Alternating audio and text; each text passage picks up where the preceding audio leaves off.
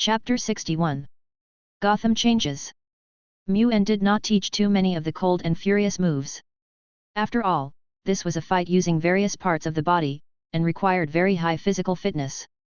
Bruce is still in the developmental stage, and he cannot undergo long-term training, so this cold and furious move of anger incitement is only taught to Bruce to make him familiar with it. Alfred also understood how much strain this fighting technique put on the body, so when Bruce practiced this move, he would stand by and monitor Bruce's progress at all times. A medical team was even specially dispatched to check Bruce's physical condition every day to ensure his normal development. Time flies. As a famous Sin City, Gotham City hardly has a peaceful day. During the time he lived in Wayne Manor, Moon also saw various situations in Gotham, including some of Bruce's future enemies. And Mu-En was the same as in the past. As long as they didn't provoke him, he would ignore these guys. He prefers to watch the growth of these people, especially Cobblepot who threatens Gordon. He finds this future penguin particularly interesting. When Moon first met Cobblepot, he was just a limping gangster, a man who followed the gang leader holding an umbrella. But after being abandoned by the leader, he returned to Gotham with his own wisdom and began his road to revenge.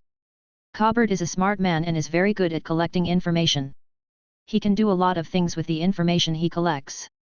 After returning to Gotham, he lurked in a restaurant controlled by a gang. Moon knew that the gang leader was Maroni, who was competing with Falcone. Mu-En even ordered food from that restaurant. He had to admit that the food there was pretty good, at least it suited his taste.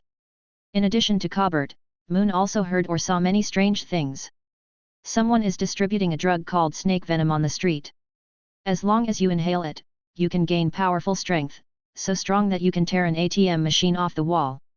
Of course, Mu-En also encountered a Gotham resident who was addicted to snake venom. He was a skinny homeless man. After feeling his powerful strength, he began to rob money everywhere and even set his sights on Mu-En. But Mu-En is different from others. His fighting ability is not comparable to that of ordinary people. Although the homeless man has obtained powerful strength, he only knows how to use brute force to smash, loot and rob. When trying to snatch the weapon from Mu-En, he was easily avoided by Mu-En and knocked to the ground. But before long, the tramp groaned in pain and his whole body collapsed into a puddle. It turns out that the powerful strength bestowed by the snake venom is obtained by burning the calcium in the body. The homeless man's calcium has been completely consumed. The moment his skeleton disappeared, his body could not bear it and he collapsed to the ground. His internal organs ruptured due to severe squeezing. This snake venom was also used at the Wayne Group's party. If Bruce and Alfred hadn't run fast enough, they would have turned into this state. I have to go away for a while. Moon sat in a chair, sipping tea while Alfred next to him spoke. He planned to go back to Jonathan's farm to see how little Clark was doing. After all, he was the godfather who baptized Clark himself, and Christmas was coming soon, so as Clark's godfather, he couldn't be absent. Did something happen? Alfred looked at Moon-En. Moon-En looked so hurried, as if something big had happened. It's nothing. Christmas is coming soon and I have to go see my godson. He didn't know how Clark from Krypton was doing now, but he remembered that Clark looked sick when he left. However, Moon was not worried about Clark's problem. He knew that Clark was just adapting to the environment of the Earth. As long as he was fully adapted to the Earth, he could gain strength from the sunlight. He just didn't know how long it would take Clark to adapt to the Earth. You actually have a godson? This is really surprising. And if Master Bruce knew the news of your leaving, he might be very sad. Alfred said. After all, Mu-En was the one who led Bruce out of the shadows. Now that Mu-En is leaving, Bruce will definitely be very sad. It's okay. All good things must come to an end. Besides, I'm just going to be away for a while, not that I won't be back. As they were talking, Bruce had already finished today's training, and when he saw Moon and Alfred talking, he went over. What are you talking about? I plan to be away for a while. Mu-En raised his eyebrows, looked at Bruce who was suddenly depressed and smiled. Don't be sad, I didn't say I won't come back. Bruce felt much better after hearing this, although he was still not in a good mood. Although I am leaving, you cannot stop your training. When I come back, if you meet my expectations, I will teach you other moves of Grim Fury. Bruce suddenly raised his head, staring at Mu-En and said excitedly, really? Then we have an agreement. Oh, it's a deal. The two men high-fived each other and swore an oath. Moon promised that he would come back to continue teaching him fighting skills, and Bruce also promised that he would definitely integrate all the current fighting skills. Bruce, in a very good mood, sat on a chair beside him and carefully looked through various documents of the Wayne Group. Moon and Alfred looked at each other and smiled at the same time. A few days later, Moon said goodbye to Bruce and Alfred, and boarded a plane to Kansas with some things he got from his travels. Gotham is some distance away from Kansas, and he doesn't want to waste all his time on the road. Although the plane departed from Gotham, there was no hijacking scene on the plane. They flew smoothly all the way and finally landed safely at the airport in Kansas. After getting off the plane, Mew-en took a bus and headed for the town near the farm. Back at Jonathan's house, the couple was busy decorating the house. Christmas is coming soon, and Clark has been adopted by them for 2 years, so they must celebrate it properly. Jonathan, where's the Christmas tree I wanted? Didn't you buy it? Martha searched the warehouse for a long time but couldn't find the Christmas tree she wanted to decorate, which made her a little annoyed. Oh, I seem to have forgotten. Jonathan slapped his forehead and made a crisp sound. I'll buy it after I finish painting the house. As they were talking, a pickup truck drove towards their house. Drib. It's old John's pickup truck. Why would he come to our place if he doesn't decorate his own home? Seeing the pickup truck approaching, Jonathan put down his tools and climbed down the ladder. The pickup truck stopped in front of the couple, and then a familiar figure jumped out of old John's pickup truck. Hey, long time no see. Mew-en smiled and waved to the two of them, then walked behind the pickup truck and shouted, Old John, which tree is mine? Chapter 62. Christmas Reunion. The one with the ribbon. Old John's voice came from the car. They met in a small town when Old John was buying a Christmas tree and ran into Moon, who had just returned. When Mew-en saw Old John buying a Christmas tree, he bought one as well and took Old John's pickup truck back to the farm. Getting out of the car carrying the Christmas tree, Mew-en walked towards Jonathan and his wife with a smile. Haven't seen you for a long time. When they heard Mew-en's greeting, the two finally reacted and looked at Mew-en in surprise. You've been gone for a year, and I thought you wouldn't come back.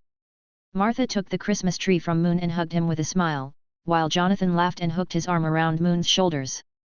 Although Moon did not stay on the farm for a long time, they did recognize Moon, especially since he was Clark's godfather, which brought them closer together.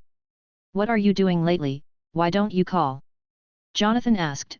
They hadn't seen each other for over a year and he was curious about what Moon was doing. I was in Gotham recently. There was a talented kid there, and I was his teacher. Jonathan and Martha were a little surprised to hear Moon-en's answer. They didn't expect that Moon-en would become a teacher, but why would he go to Gotham? What kind of place is Gotham? Even they who are far away in Kansas have heard of it. That is why they find it strange. Why would Mew-en choose to be a teacher in Gotham? However, the two did not delve too deeply into it. Since Mew-en became a teacher in Gotham, it meant that he was capable of living in Gotham and they didn't have to worry about him at all. After seeing Old John off, the three of them walked into the house with their things. How's little Clark? Will he still be the same as before? Mew-en acted weak. Although he knew that Clark couldn't adapt to the Earth's environment so quickly, he was still a little curious about Clark's situation. Clark is doing great now. Although he is still a little thin, he is no longer the sickly guy he was a year ago. Jonathan was very happy. Although Clark was just a so-called son, he and Martha had never had any children, so he treated Clark as his own son. Under their care, Clark is getting healthier and healthier. Although he is not as good as his peers, he is much better than before. Really? That's not bad. Moon nodded and opened his package. This is a gift I gave you when I traveled around. Clark might like it. The contents of the package were small gifts from various places, which could be considered as Christmas gifts for Clark. Ha, then you, Santa Claus, came too early. Jonathan smiled when he saw the bag full of small gifts. Mew-en is now like Santa Claus delivering gifts, but he has never seen Santa Claus delivering gifts before Christmas. After Martha placed the Christmas tree, she looked at the two of them. Gentlemen, should we decorate this bare tree? Mew-en only bought a tree, and they still had to decorate the Christmas tree. In the blink of an eye, Christmas is here. Everyone sat around the dining table and enjoyed the Christmas dinner. Merry Christmas! Mew-en and the others raised their glasses to celebrate, but Clark, who was sitting on a small chair nearby, was rubbing his chair against everyone else's, trying to clink his cup with theirs. Haha, does our Clark want to have a toast too? The three of them smiled and clinked their cups with Clark's. After hearing the sound of his own cup colliding, Clark also laughed happily. They ate and talked at the same time, especially Moon, who shared everything he saw and heard with Martha and Jonathan. Martha and Jonathan listened to Moon's story quietly, exclaiming from time to time. After Christmas, Moon did not leave immediately, but chose to stay on the farm for a while. The reason for this choice was that he heard good news that a museum in Kansas would soon exhibit a batch of antiquities from Greece. Moon didn't know what exactly was in the antiquities from Greece, but he would definitely not miss this opportunity. After all, there was a great possibility that the Greek antiquities would contain what he needed. Living on the farm, when Moon exercises every day, there is always a little man standing beside him and gesticulating randomly. Young Clark is imitating Moon. Although his movements seem a little weird, it can be seen that he is practicing very seriously. Speaking of which, Clark may be very powerful, but he doesn't seem to be very proficient in combat techniques. In Moon's memory, Clark used his superpowers to fight most of the time. Although his ability had reached the point where he could defeat an opponent with force, once he was restricted by kryptonite, his combat effectiveness was really not that good. We need to train Clark's fighting skills in the future, so that he doesn't tear down the entire city in a fight with the enemy. Looking at Clark, who was making a fierce movement beside him, Moon nodded slightly. He planned to teach him combat skills after Clark's abilities became apparent. It would probably take only a few years for Clark's abilities to become apparent. Clark is a Kryptonian after all, and his physical fitness is not comparable to Bruce's. Clark, who absorbed the sunlight radiation, possessed a strong physical fitness far beyond that of humans, even though his abilities had just emerged. Such physical fitness was enough for him to master Moon's combat skills. Squatting in front of Clark, who was showing his teeth and claws, Moon gently pinched his cheek and smiled. You can't just practice these things casually. A few days later, the museum's antiquities finally began to be exhibited, and Moon said goodbye to Martha and prepared to set off. If you have any questions, please contact me. I waved goodbye to the family and boarded the vehicle heading to the museum. Martha and Jonathan came out to say goodbye with smiles on their faces, but Clark was the only one who was very sad because his favorite godfather was leaving. Don't be sad, Godfather just has to go to work. When you grow up, you can visit him often. Run! Master Bruce, run through another exit and find Inspector Gordon. Alfred took out his pistol and hid behind the door, shouting to Bruce. They were assassinated, and 3 killers suddenly broke into Wayne Manor and came to hunt down Bruce. You must hold on until I come back. With that, Bruce turned around and ran towards another exit. He knew that facing the threat of guns, he had no chance to resist. While running towards the exit, he prepared all his belongings. Bruce is arming himself. He keeps Moon's teachings in mind and stays calm at all times. A kunao box was hung on his belt, and his hands were wearing brass knuckles customized for him by Alfred. On the way out, he also picked up a rapier as a precaution. Bruce ran all the way towards Wayne Manor. He had to find Gordon quickly and bring the police back to rescue Alfred. Chapter 63. Escape from Wayne Manor. Our Bruce escaped from the house and saw a strange man in the garden. He was in cahoots with the killers. At the same time Bruce saw the other person also discovered him. Boom, a bullet was fired towards Bruce. Fortunately, Bruce had been trained by Moon, so although he was panicked, he remained calm. The moment he saw the other party raise the pistol, he hid behind a stone statue on the side. The soil was splashed everywhere by the bullets, and Bruce, hiding behind the stone statue, was gasping for breath in fear. Although he kept in mind the combat elements that Moon taught him, the fear of death still continued to spread in his heart when facing the shooting of guns. The teacher said that we must always stay calm. Only by staying calm can we find opportunities to win. Secretly cheering himself up, Bruce took out a kunao from the kunao box. Although the kunao was not sharpened, it could still be used. As long as he could disrupt the opponent's shooting, he could take the opportunity to escape. Bruce took a few deep breaths, calmed his fear, and shot out a kunao. Boom! The moment the kunao was fired, gunshots rang out, and Bruce took advantage of the opportunity when the other party was shooting the kunao to roll into the bushes nearby. He successfully dodged the killer's shooting, and now all he had to do was quietly leave Wayne Manor. I walked slowly through the bushes and not far away before I saw a stranger guarding the gate of Wayne's house. There are assassins ahead. Bruce hesitated in the bushes. Teacher, what should I do? He missed Mu-En. If Mu-En were there, these killers could be easily dealt with. Bruce pulled out the kunao that Mu-En had left for him from his leggings, gripped the handle of the kunao tightly, and his eyes gradually became determined. The man guarding the gate was just on guard. As long as he was careful enough, he should be able to escape. Putting the kunao back into his leggings, Bruce approached the man quietly with the rapier in hand. A kunao flew out from his hand and hit the man's joints hard. The sudden attack made the man's knees weak and he fell directly to the ground. Bruce also took the opportunity to rush out, using the cunning and deceptive tactics taught by Moon, and stabbed the man hard in all his joints with his rapier. Chi chi chi! The rapier pierced the man's body and blood flowed from the wound. What? The intense pain made the man scream. Hearing the man scream, Bruce rushed out of Wayne Manor in a hurry. The sound had attracted the attention of another man, and if he persisted he might die. Just a few breaths after Bruce escaped from the manor, the man who was chasing him in the garden also rushed out. Seeing his companion who was stabbed, the man did not stop, but rushed out of the manor directly. Boom! Boom! Boom! Gunshots rang out behind Bruce, causing him to dodge everywhere while fleeing. Police! Inspector Gordon!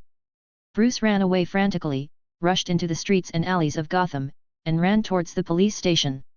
Hiding in a damp and dark alley, Bruce leaned against the wall and gasped for breath, the rapier in his hand still stained with the man's blood. Alfred, you must wait for me. He had consumed a lot of physical energy. In order to shake off the pursuer, he ran through the streets and alleys for a long time. You look very bad. A voice suddenly sounded behind him, which scared Bruce. He swung his rapier and was about to stab the person behind him. But when he saw the person behind him clearly, he was surprised to find that she was a girl not much older than him, so the rapier stopped in front of her. Selina shrank her neck back, holding the tip of the sword between her fingers and moving it away from her face. I remember you weren't that powerful last time, you were still a crybaby. As someone who witnessed the tragedy with her own eyes, Selina knew who the boy in front of her was, and it was precisely because she knew that she was so surprised. In Crime Alley, Bruce was just a powerless kid, but now he has become so powerful. You are. Bruce listened to her voice and gradually remembered, are you the little thief that the teacher called down the stairs? The call of little thief made Selina a little angry, and she glared at Bruce fiercely. You mean teacher? That weirdo is your teacher. The teacher is not a weirdo. He is very capable. He taught me a lot. If the teacher was here today, I wouldn't have been chased here from my home. Serena was even more curious now. She knew that Moon was very powerful, but where did Moon go? And why was Bruce being hunted? Just as I was about to ask, I suddenly heard a burst of hurried footsteps. They're coming. Bruce's face changed and he was about to run away from here, but before he could escape, he was grabbed by Selina. Go from here. Pointing to the external staircase above their heads, Selina gently picked it up, grabbed the edge of the external staircase with both hands, pushed hard and jumped up the stairs. Bruce followed Selina's instructions and quickly climbed the stairs. Although not as flexible as Selina, he still climbed up the stairs and followed Selina to the roof. The moment they climbed onto the roof, several killers in black came to the alley. After making sure that there was no trace of Bruce here, they hurriedly left. Who are they? Why do they want to kill you? Selina asked curiously. I don't know. Bruce shook his head. I was practicing what my teacher taught me at home when these people suddenly broke into the manor. If it weren't for Alfred's cover, I might have been killed by them. I don't know what happened to Alfred now. As he said that, Bruce was about to walk down the stairs. He had to rush to the police station to find Inspector Gordon. Where are you going? Serena asked. I have to rush to the police station and see Inspector Gordon. I'll take you there. There's a shortcut. The shortcut that Selina mentioned was to run on the roof. Without the restrictions of the alley, they could reach the police station faster. The two men kept climbing over the rooftops and rushed towards the Gotham Police Department. Kansas City Museum. Because of the exhibition of Greek antiquities, quite a few people gathered here, and it was obvious that everyone came here to see the site. Is this Greek antique so attractive? After a slight complaint, Mu-En walked into the museum. The exhibition hall of Greek antiquities was newly built and was crowded with visitors. When entering the Greek exhibition hall, Mu-En found that there was a faint and strange energy permeating the exhibition hall. It seems like I came to the right place, but I don't know which exhibit in the exhibition hall emitted the radiation. He could vaguely sense the energy permeating the exhibition hall, but this energy was too weak for him to determine its exact location. He had to check the exhibits one by one to be sure.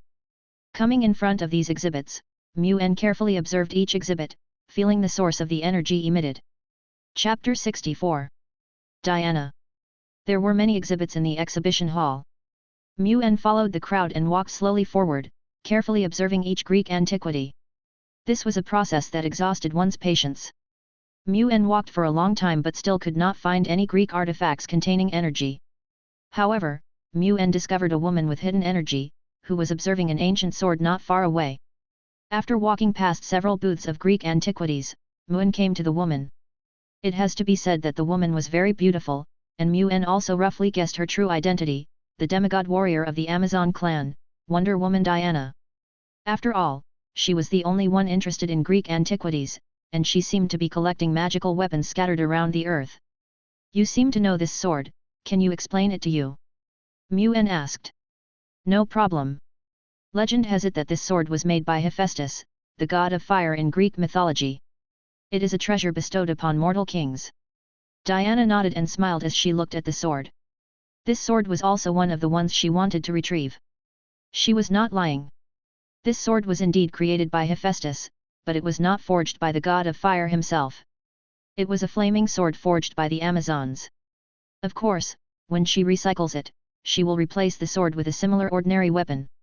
After all, this sword also inherits human civilization.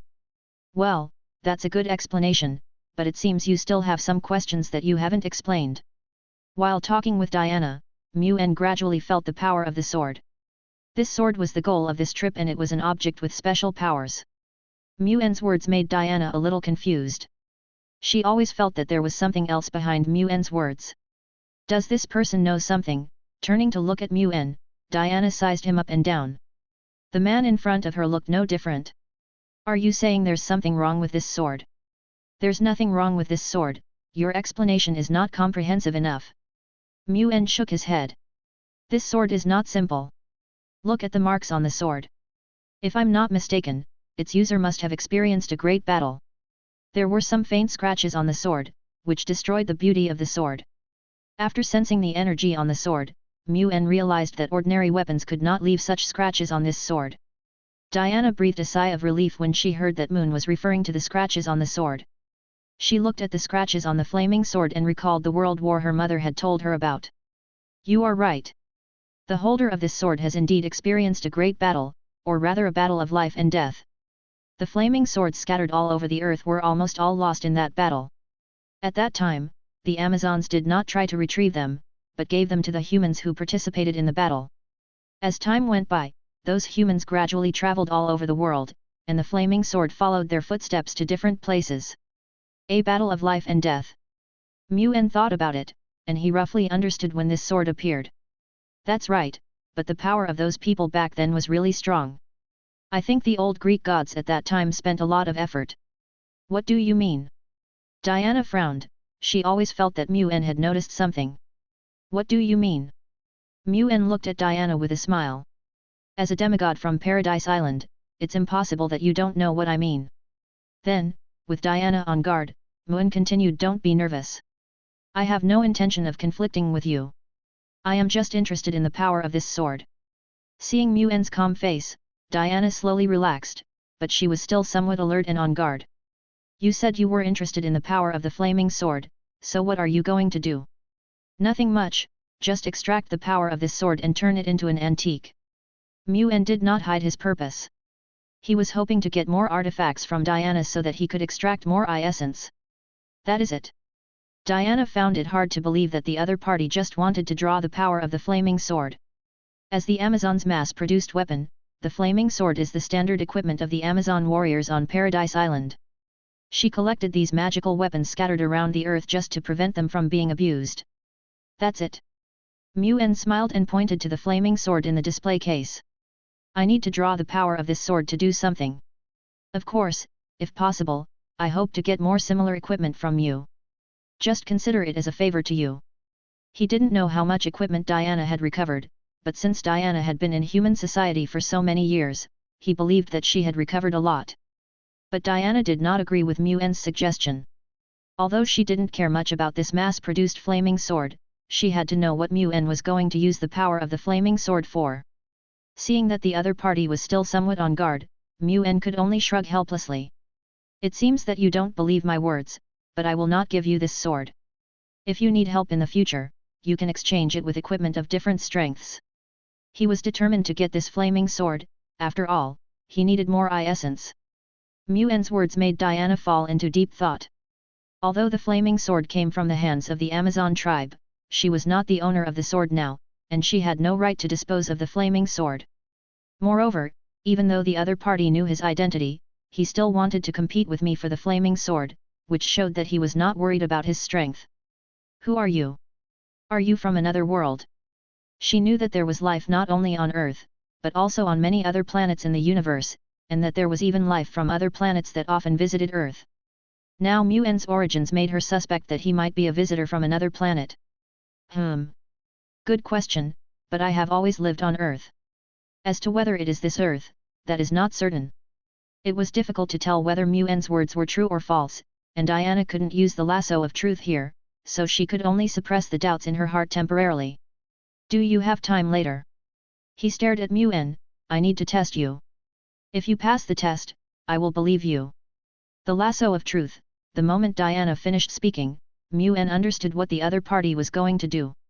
Anyone who is bound by the lasso of truth can only tell the truth.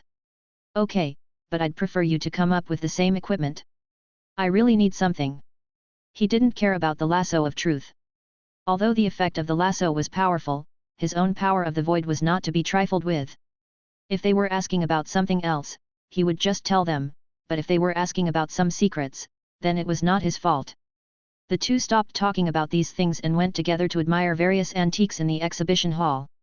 These antiques were all good, but there were still many fakes among them. The book is recommended to each other by the fans, a fairy tale that is invincible in the later stage. Chapter 65. 2 Essences. Let us start. Moon and Diana arrived at the hotel and began to prepare for the test. The lasso of truth around Diana's waist suddenly appeared, and the next moment it was tied around Moon's arm. Almost instantly, Muen felt that the golden lasso of truth emanated a strange power, trying to seal his abilities.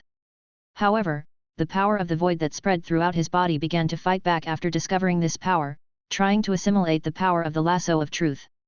After suppressing the power of the void, Muen looked at Diana. Go ahead, what do you want to ask? You said you wanted to draw the power of the flaming sword, so what are you going to do by drawing that energy? This was the biggest doubt lingering in Diana's mind. It was the first time she heard that someone could draw power from a divine weapon. Muen was not surprised by her question.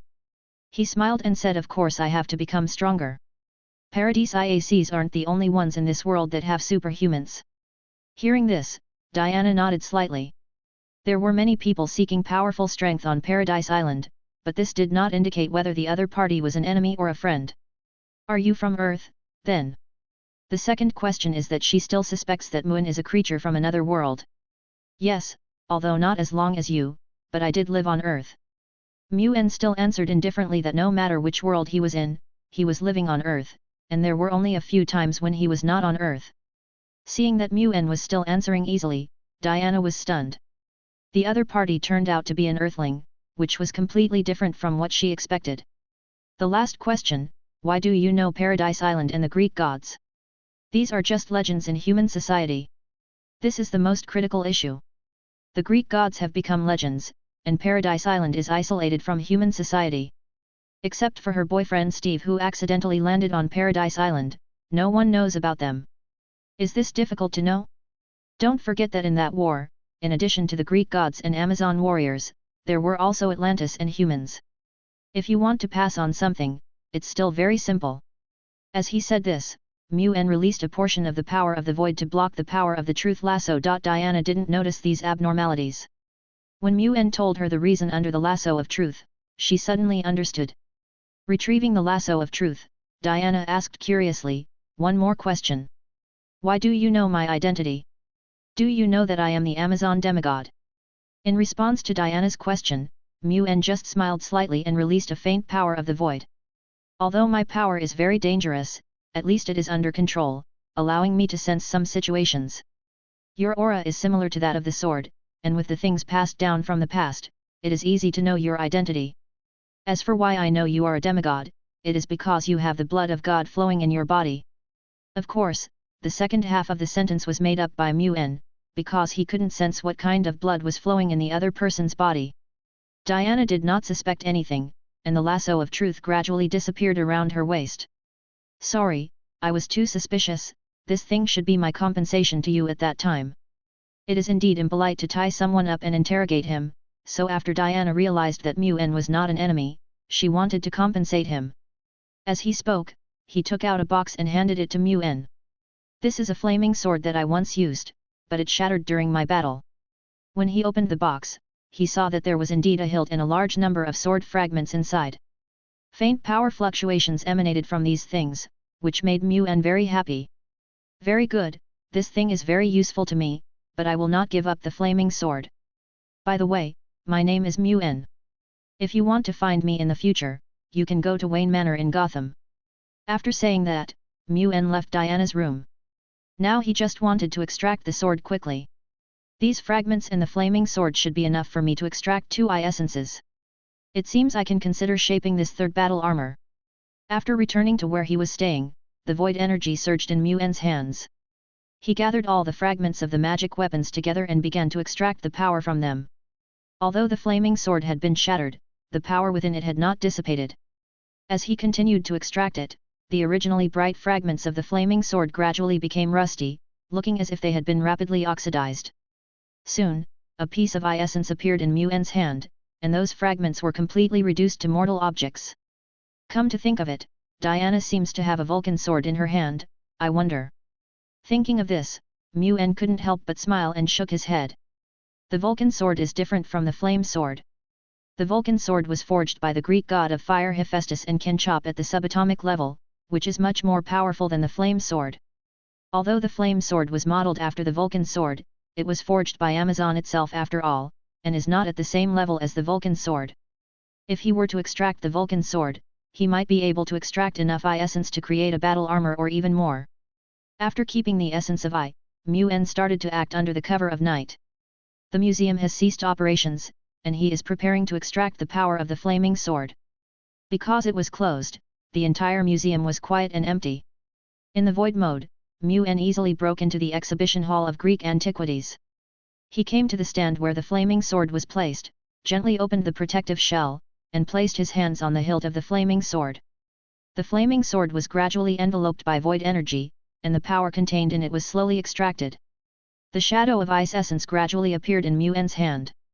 As time passed, ice essence gradually solidified and took shape in Mu-En's hands. Ha! It's done. The essence of I was obtained, and the flaming sword turned into an ordinary long sword, without any power anymore. Putting the protective shell back, Mu-En quickly walked out of the museum with the essence.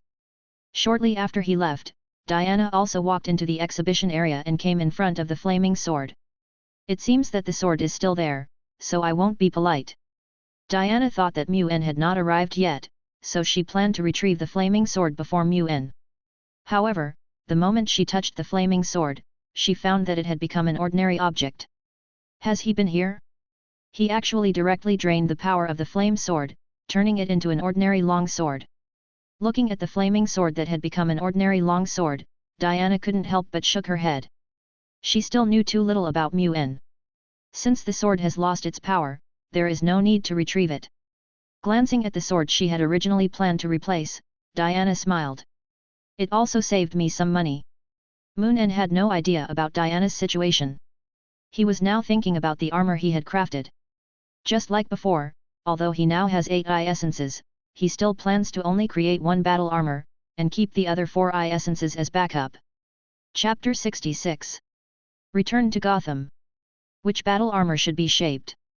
After thinking carefully for a long time, Mu-En finally made up his mind to make up for his shortcomings. Flying has always been his weakness.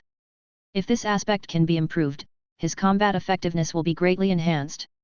Several flying armors appeared in his mind, including Zephyr Howling Westwind, who specialized in aerial attacks and mobility, Titania Phantom Butterfly Fairy who hid among the butterflies, and Wukong the Monkey King who was an unruly primitive warrior. This is not an easy choice. Zephyr Howling West Wind controls storms to fight. He is the ruler of the sky and can fly at high speeds with the air currents. Titania Phantom Butterfly Fairy can transform into the size of a butterfly, and in battle, she and her swarm of butterflies equipped with sharp blades will sprinkle dust and drag the enemy into the abyss of destruction. As for Wukong, this warframe has the wildest fighting style and will also use immortal pranks to tease opponents to protect himself. The power of these three armors is quite good, which makes him a little hesitant. After thinking for a long time, he finally made up his mind and chose to create the most functional Titania Phantom Butterfly Fairy. Although Zephyr is very capable in aerial combat, Titania is more outstanding than the other two warframes in terms of both combat capability and functionality. As for the reason for not choosing Wukong, it is very simple, because Wukong can fly by transforming into clouds and mist, and has no air combat ability. Then it must be Titania Fairy Butterfly. After determining the armor that needed to be shaped, Muen began the shaping work. 4 eye essences gathered in his hands and gradually dissolved with the void energy in his hands. Just like the last time when he shaped the armor, the energy formed by ice essence once again wrapped him up and turned him into a human-shaped energy cocoon. The whole room was illuminated by the energy light of ice essence. As time passed, the humanoid energy cocoon finally broke open with a click, and a figure in armor covered with metal butterflies walked out of it, with a pair of retracted wings behind him. Muen transformed into Titania Fantasy Butterfly Fairy and immersed himself in the power of this armor. This is a special armor. The butterflies on her body are all covered with sharp blades, which can cause damage to the enemy while flying. The armor itself is more like a naughty elf. It can transform into the size of a butterfly and fly at high speed in the air. Of course, Titania Phantom Butterfly Fairy itself has two special weapons, one is a melee weapon called Fairy, and the other is a double gun called Dex Fairy. These two weapons make up for Titania's combat problem while flying. You can use the Fairy to kill nearby enemies, and use the Dex Fairy to shoot distant enemies. Ha, not bad. As he spoke, Muen instantly used the razor wings, and his body instantly shrank to the size of a butterfly floating in the air. After becoming smaller, Muen's movements did not become slower. He was even more agile than before. After flying in the room for a while, Muen finally undid the transformation and returned to his original appearance. Now that the shortcomings have been made up, I guess Diana won't have anything serious to do, so let's go back to Gotham. Alfred was anxiously looking for Bruce. Bruce had never returned since the assassin's attack. No, Bruce should have come back because he found 2 letters from Bruce in the study. One letter was for him. He also learned about Bruce's current situation from the letter. Bruce was still being hunted, but he met an acquaintance who took him to hide in Gotham to avoid the killers. As for the other letter, it was for Moon. Alfred did not read the content. He could only look for Bruce's trace while waiting for Moon's return. Master Bruce, you must not get into any trouble. Dong dong dong. While praying, Alfred suddenly heard a knock on the door, which immediately made him alert. He was worried that the killers would attack again. Alfred? Bruce? Are you guys there? Muen knocked on the door and shouted. He felt it was a bit strange that in such a big Wayne manor, there was no servant to be seen. The garden looked like it had not been trimmed for a long time and was not as smooth as it used to be. The whole manor looked messy and as if it had been abandoned. Squeak! The door was opened and Alfred looked at Moon in surprise. Mr. Moon, you are finally back. What's wrong? I just celebrated Christmas. Muen was a little surprised. He was a little puzzled by Ah Fu's reaction. After saying that, he looked into the house, but didn't see Bruce. Where's Bruce? It's still vacation, so Bruce shouldn't have gone to school. Combined with the situation in the manor, a bad premonition arose in his heart. Not long after you left, Master Bruce was suddenly hunted down. After escaping from the manor, he only sent back 2 letters, one of which was for you. Alfred felt a little sad. He was very worried about Bruce's safety. Now he had no other news about Bruce except these 2 letters. Moon frowned. He really didn't know that Bruce would encounter such a situation. Now there is no news from Bruce except for the 2 letters, and no one knows where the killers are. I'll go check it out later, but don't worry too much. Bruce has learned my moves, so he won't be bullied outside. Of course, the premise is that he won't face guns. He couldn't say much about guns. After all, Shootings happened every day in this country, not to mention the darker Gotham. It was considered peaceful here if there were no deaths on any given day. Walking into his room, Moon opened the letter that Alfred gave him. It says about Bruce's recent situation. He and Selina are hiding in a secret place, avoiding the killers. Originally they were planning to go to the police station to ask Inspector Gordon for help, but when they arrived near the police station, Selina discovered many killers hanging around the police station, forcing them to give up their attempts and hide. It was Selina who helped him deliver the letter. From the letter, Muen understood the situation of Bruce and the others, but he was more curious about the reason why those killers were chasing Bruce. Who would have thought of raiding Wayne Manor and pursuing Bruce so relentlessly? This made Moon fall into deep thought. Bruce should be safe for the time being, but he had to go out and meet those killers. The sudden appearance of these people made Muen very curious. Who were they? Why did they come to hunt Bruce down for no apparent reason? Chapter 67. Bruce's Traces. After reading the letter, the energy on Muen's arm surged and gradually turned into the arm of Titania Phantom Butterfly Fairy. A razor butterfly covered with sharp blades landed on his fingertips. Go and see if there's any sign of Bruce. As soon as he finished speaking, the razor butterfly flapped its wings and flew away from his fingertips. And around the razor butterfly, there are many blue energy butterflies surrounding it, flying outwards with the razor butterfly. After the razor butterfly left, Moon also walked out of Wayne Manor. In a beam of light, he turned into the size of a butterfly and flew at high speed towards the center of Gotham. Bruce was quite vigilant, and he didn't indicate their hidden location in the letter, so as to prevent the killer from finding their traces after the letter was obtained. However, this also brought some trouble to Moon. After all, Gotham is so big that it is difficult for him to quickly find Bruce's specific location. The razor butterflies around him have already scattered to various locations in Gotham, searching for traces of Bruce and Selina. Moon was searching the city for the killers who were hunting Bruce. According to the content of Bruce's letter, the killers are roaming around the police station, waiting for them to fall into their trap. After hovering over the police station and observing for a long time, Muen discovered that there were indeed some people guarding near the police station. Even if they took action, they were just exchanging positions with each other. If one had not observed for a long time, one would not have noticed this situation at all. It seems that Bruce is fine. This made Muen breathe a sigh of relief. These people behaving strangely were definitely the killers hunting Bruce. Since they were still here, there must be nothing wrong with Bruce.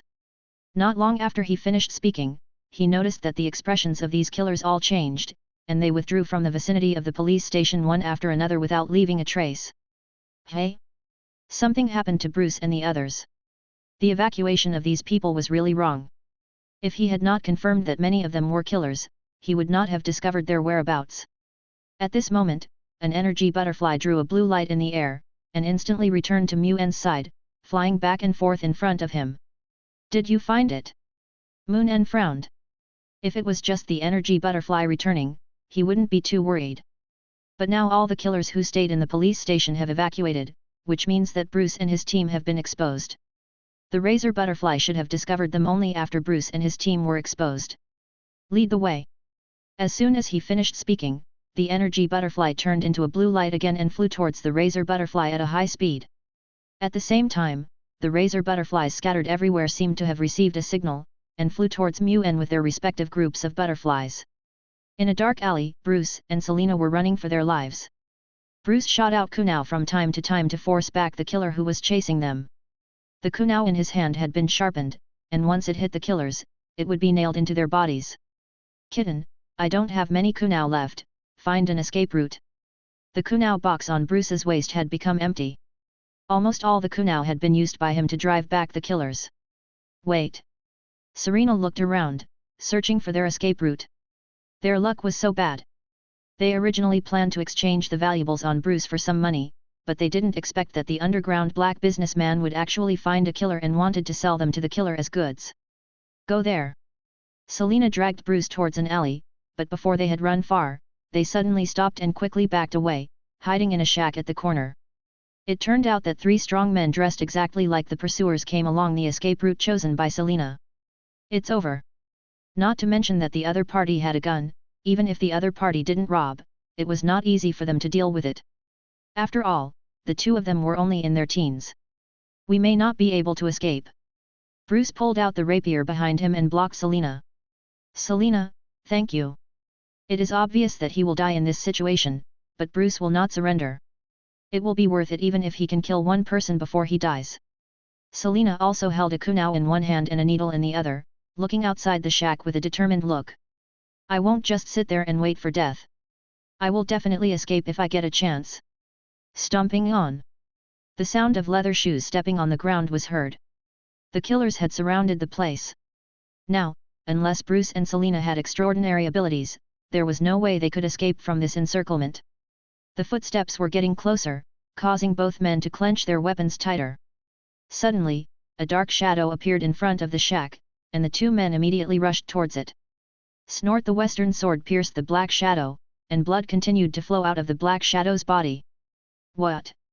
The stabbed killer let out a scream and kicked Bruce. The killer covered the wound on his abdomen with one hand and raised the pistol with the other hand, wanting to shoot both of them. But Selena's attack was only slightly slower than Bruce's. Although he kicked Bruce away, it did not affect Selena. The kunai and the needle pierced into the killer's body at the same time. The sharp kunai easily tore a deep scar on the killer's arm, and the needle went straight into the killer's chest. That was the drug that Muen said was elephant sleeping pills. Even if the killer's physique was stronger than theirs, he wouldn't be able to last long. In just a few breaths, the killer collapsed to the ground.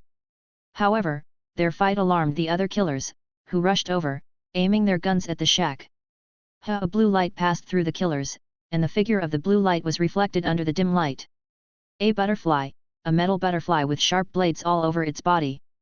At this time, there were still traces of blood on the butterfly's wings, which were the blood of these killers. The razor butterfly landed on the shack, fluttered its wings, and then remained motionless, while the killers' guns fell to the ground and blood spurted from their wrists. If their arm bones had not been thick enough, their wrists would have been cut off by the razor butterfly's wings. Even so, the blood from their wrists still gushed out like crazy. This scene shocked the two children. They saw a flash of blue light, and the guns in the hands of the killers fell, and blood gushed out of their wrists. Good chance. Although they didn't know what was going on, they knew now was the best chance to escape. The two rushed out of the shack in a hurry and were about to escape when they saw a large wave of shining butterflies flying towards them. So you are here. Muen walked out of the alley, and the razor butterfly that was perched on the shack fluttered its wings and landed on Muen's shoulder. Seeing Moon appear, Bruce laughed, and Selena beside him also breathed a sigh of relief. With this weirdo around, they don't have to worry about assassin attacks. Looking at the two of them, Muen nodded and smiled. Their clothes were relatively clean. Of course, it would be better if there wasn't that footprint on Bruce's chest. At this moment, the footsteps in the alley became louder, and more killers rushed over. Chapter 68. Butterfly of Death. Bruce, what did you do? Hearing the footsteps getting closer, Muen looked at Bruce helplessly. It didn't seem normal that so many killers were chasing a teenage boy. I don't know either. They suddenly broke in and chased me everywhere. Bruce also felt a little aggrieved. He didn't understand why these killers were chasing him when he clearly did nothing. Selena on the side was secretly covering her mouth and laughing. She could see that Muen was not worried about the killers around him, as if those killers posed no threat to him at all. Soon the killers gathered in the alley, pointing their guns at them. Hey, let me show you something interesting. Muen just snapped his fingers, and the surrounding blue energy butterflies flew towards the killers at high speed as if they had received an order. The razor butterfly hidden in the swarm of energy butterflies rushed into the killer at a high speed, flapping its sharp wings and instantly piercing the killer's body. Some killers fought back because they were attacked suddenly. At once, the killers who surrounded them opened fire and there was a burst of gunfire in the alley. Muen picked up the two people, one in each hand, and jumped onto the roof with them.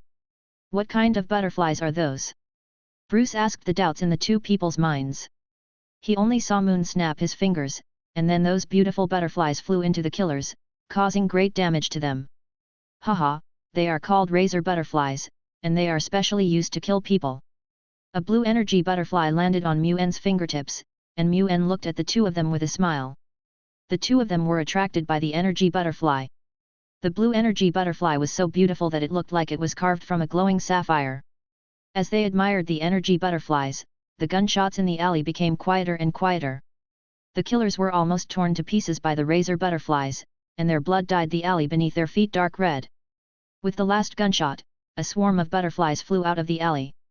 As the razor butterflies landed on Mu-N's body, those energy butterflies turned into energy and poured into the razor butterflies. Looking at the razor butterflies that looked like metal sculptures, Bruce and Selina hid back in fear. They could see clearly that these metal butterflies, which Mu-N called razor butterflies, had wings made of sharp blades. Although they looked beautiful, they were also very dangerous. It seems that the problem has been solved, so I'll send you back first. After saying that, he glanced at Selina again and said, "Little thief cat, do you want to hide in Wayne Manor, or go back to your own territory?" Although the killer in the alley has been dealt with, it does not mean that there are no killers chasing them in Gotham. Now Selina has obviously become the target of those killers. If she is exposed again, he may not be able to arrive in time. I'm going to Wayne Manor. Although Wayne Manor had just experienced an attack by a killer, now that Moon is back, he will live there, and it will be the safest place. Well, just as smart as ever. He looked at Selina with appreciation. Although the girl was young, she was very aware of the situation around her and knew what to do and when. After looking at the killers lying in the alley, Mu-N took the two of them and walked towards the street. A foe should be here soon. You guys go back with him first. I need to go around Gotham. As he came to the alley, he sent an energy butterfly to fly to Wayne Manor to inform Alfred, who should be arriving soon. Soon after they walked out of the alley, they saw a car quietly parked on the side of the road. Bruce recognized the car. It was his family's car. Alfred always drove it to take him to school. After seeing them, Alfred got out of the car excitedly. "Master Bruce." After carefully checking Bruce's body and seeing that he was not injured, Alfred finally breathed a sigh of relief. "If something happened to you, how would I explain it to the master?" "I'm fine, Alfred. I've been able to hide for so long because of Kitty's help these days, and now the teacher is back too." Bruce smiled happily and hugged Alfred tightly with his arms. "You take them back first. I'll go find the lair of these killers." After saying that, Mu-N turned around and walked into the alley. There were still some killers alive in the alley, so he had to check their memories to find out who sent them out to hunt down Bruce. After watching Moon leave, Bruce and Selina got in the car and returned to Wayne Manor with Alfred. However, on the way back, they couldn't help but share with Alfred what they had just seen and heard. "You know, Alfred, we were surrounded by killers and had no way to escape. It was the teacher who saved us. The teacher controlled some razor butterflies with sharp metal blades all over their bodies to fly among the killers. All the killers were pierced by the sharp wings of the razor butterflies. After all, he is still a child. Even though he has grown up, he can't help but share what he sees and hears with people around him. However, the appearance of a swarm of razor butterflies was indeed a shocking thing, not to mention that Alfred had also seen that kind of energy butterfly, so he was even more surprised. Mr. Mu-N must have another identity, but we don't need to delve into it. We will know what he wants to say." Then he looked at Serena through the rearview mirror and said with a smile on his face, "Miss Kitty, right? Thank you for helping the young master." "Nothing, I've met Bruce, and I also know his teacher, so I helped him. Oh, by the way, Kitty is what my friends call me, my name is Serena." Selina smiled slightly. Alfred made a pretty good impression on her. On the other side, Mu-N put his hand on the head of a killer who was still breathing, and the razor butterfly beside him had already disappeared. "Let me see why you are chasing Bruce." As he spoke, he used the soul transfer technique and his whole body turned into energy and merged into the killer's body. But the killer's memory disappointed him. They were all low-level killers. They had only received a notice to kill the heir of the Wayne family. They knew nothing else. Moreover, they don't have any gathering place, and usually communicate with each other through specially encrypted communicators. They didn't even know much about the killers around them. The only way they knew they were their own people was through the logos on their bodies. Mu-N saw it clearly in his memory. Although their logos were different, they all had a mark in the shape of a drop of blood engraved on them. A mark that looks like a drop of blood? What kind of assassin organization is this? Mu-N had no impression of this strange killer organization. It seemed like an ordinary killer organization. It seems I need to look up some information, but this shouldn't be a well-known organization. After all, these people are too weak. Chapter 69. Psychedelic Lights. The identities of the killers are unknown, but Mu-N knows the channel through which these people accept missions. Although they didn't know each other, with the help of the blood drop logo and the mission contact channel, they were able to gather together very quickly and complete the assassination mission. I don't know who is behind this assassin organization, and who is hiring the killer to kill people. As he spoke, Mu-En transformed into Titania Fantasy Butterfly Fairy and pointed at the living killer. The Phantom Butterfly Fairy's ability, the Slide Lantern, was instantly activated, and several razor butterflies flew towards the killer, using energy lines to wrap the killer up and hang him in the air.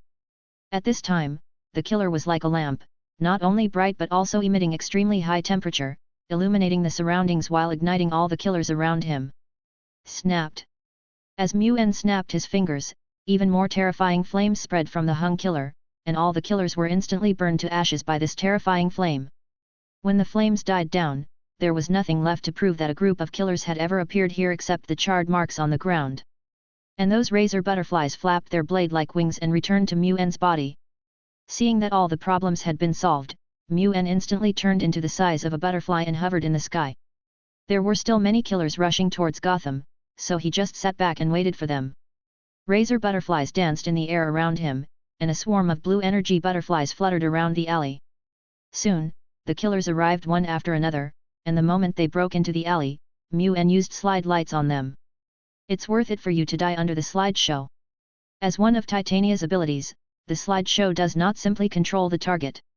The controlled target will lure others to get closer, and the target can also store all the attack damage and withstand all the attacks at the same time at the moment the slideshow ends.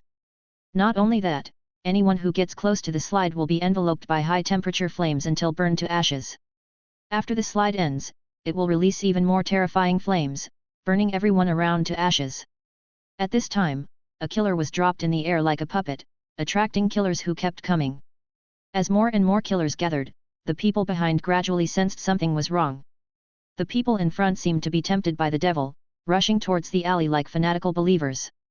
A killer saw the source of the anomaly from a high place, a person floating in the air with a blood drop logo that was unique to their killer organization. And around the killer floating in the air, there were a large number of people whose bodies were covered in flames, and they also had blood drop logos. Boom, the sound of gunfire echoed in the alley, and wisps of green smoke came out of the killer's gun, but he was surprised to find that the bullet he shot did not hurt the opponent, who was still floating in the air. Quick! Kill that guy! The killer shouted to his companions around him, and they raised their guns and kept shooting at the killer who was controlled by the slide lantern. But what they don't know is that the person controlled by the slide lantern does not ignore their attacks, but temporarily stores the attacks. Once the slide lantern reaches the time limit, they will bear all the attacks at the same time. Even though the killer controlled by the slide is unharmed, this has already announced his death, not to mention that at the moment the slide ends, it will cause even more terrifying fire damage to everyone within the range of the slide. Therefore, the efforts of these killers were simply in vain. As a slideshow to lure many killers, the moment the slideshow ended was the moment of death for him and many of the lured killers. However, those killers who had not been lured could not see this situation. Mu-En had already sent the remaining razor butterflies to fly towards them. Although the razor butterflies only exist to attract firepower for Titania Phantom Butterfly Fairy, the sharp blades on their bodies are no less sharp than any other blades, and are more than enough to deal with these killers. Several razor butterflies fluttered in the air, leaving blue trails that enveloped the killers. They kept slicing through the killers' bodies while flying, piercing through their bodies. Accompanied by countless shrill screams, these killers who were still conscious were shaved into skeletons by the razor butterflies fluttering. Soon, the slideshow finally ended. Before the killer controlled by the slideshow could even scream, he and the other attracted killers were burned to ashes in an instant in a burst of flames. Looking at the even more charred alley, Mu-En flew away into the distance surrounded by many razor butterflies. The situation in this alley was naturally known to the people around, and the continuous gunshots before had already made people extremely worried. People living near the alley were trembling with fear, fearing that stray bullets would fly in through the windows and shoot them. Originally, after the gunfire stopped, they planned to go and check out the situation, but they didn't expect another group of people to arrive, which forced them to hide again. Fierce gunfire and extremely shrill screams broke out in the alley, making their whole bodies tremble. After waiting for a long time, the sound finally died down. The scavengers who lived nearby hid in their homes for a long time. Only when there was no sound did they timidly walk into the alley. "Hey, what's the situation in the alley ahead?"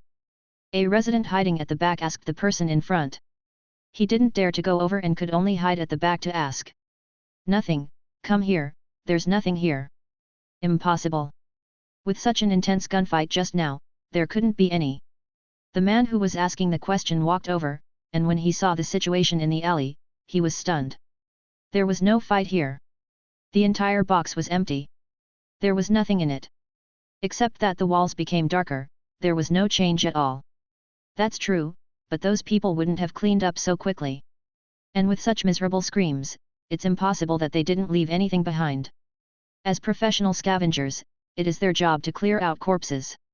This is a tacit understanding between them and the various gangs, but what happened this time?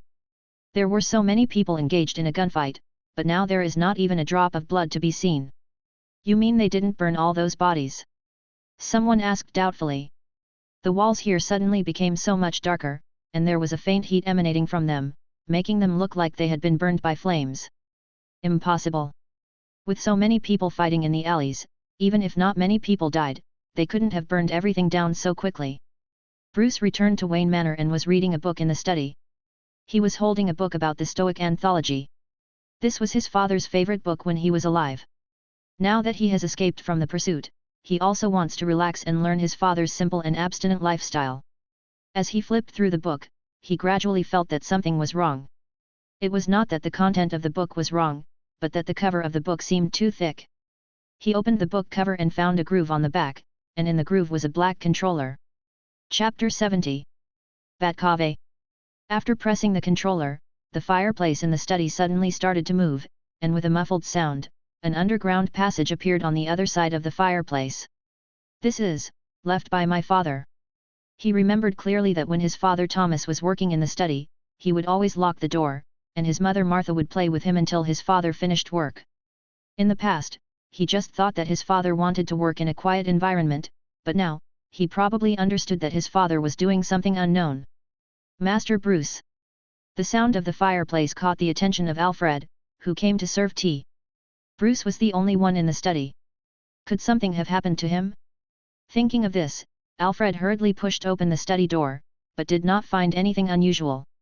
He could only see Bruce's surprised expression. Following Bruce's gaze towards the fireplace behind him, Alfred was a little surprised that the wall behind the fireplace had now turned into a cave. It seems that there are a lot of rats in the manor. They have dug holes here. As soon as he finished speaking, Bruce refuted his words. No, this is what my father left behind. You can use this controller to open the fireplace. Bruce shook the controller in his hand. He discovered his father's secret and now couldn't help but want to tell others. The hole left by the master? Looking at the controller in Bruce's hand, Alfred was stunned. He had been the butler of the Wayne family for so long, but he didn't know that Master Thomas had such a secret base. Turning around and locking the study door, the two of them walked towards the fireplace cave with flashlights. The cave is deep but not dangerous. It is just covered with dust because no one has cleaned it for many years. After walking for a while, they finally walked down the stairs and came to a burglar-proof iron door. Did my father do this? Bruce looked at Alfred in confusion as he saw the security door on the mountain that looked like a bank vault. You really don't know that my father has a secret base here. Such a large security door cannot be transported in casually. No matter how careful his father is, he cannot hide it from Alfred. I'm sorry, Master Bruce, I really didn't know that Master Thomas left this secret room. Alfred, the Wayne family's butler, was also very confused. He clearly did not remember his master having any abnormal behavior, so why did such a secret room appear underground?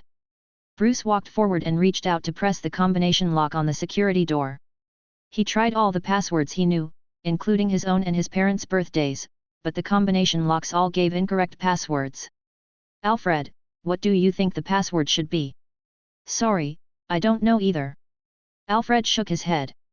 Seeing that they could not open the security door for the time being, the two returned to the study and planned to find another way. After dealing with all the killers, Moon flew directly back to Wayne Manor. The threat posed by those killers had been temporarily resolved, and Bruce was temporarily safe. When he returned to the manor, Moon found that only Selina was wandering around the manor, picking up the antiques and checking them from time to time.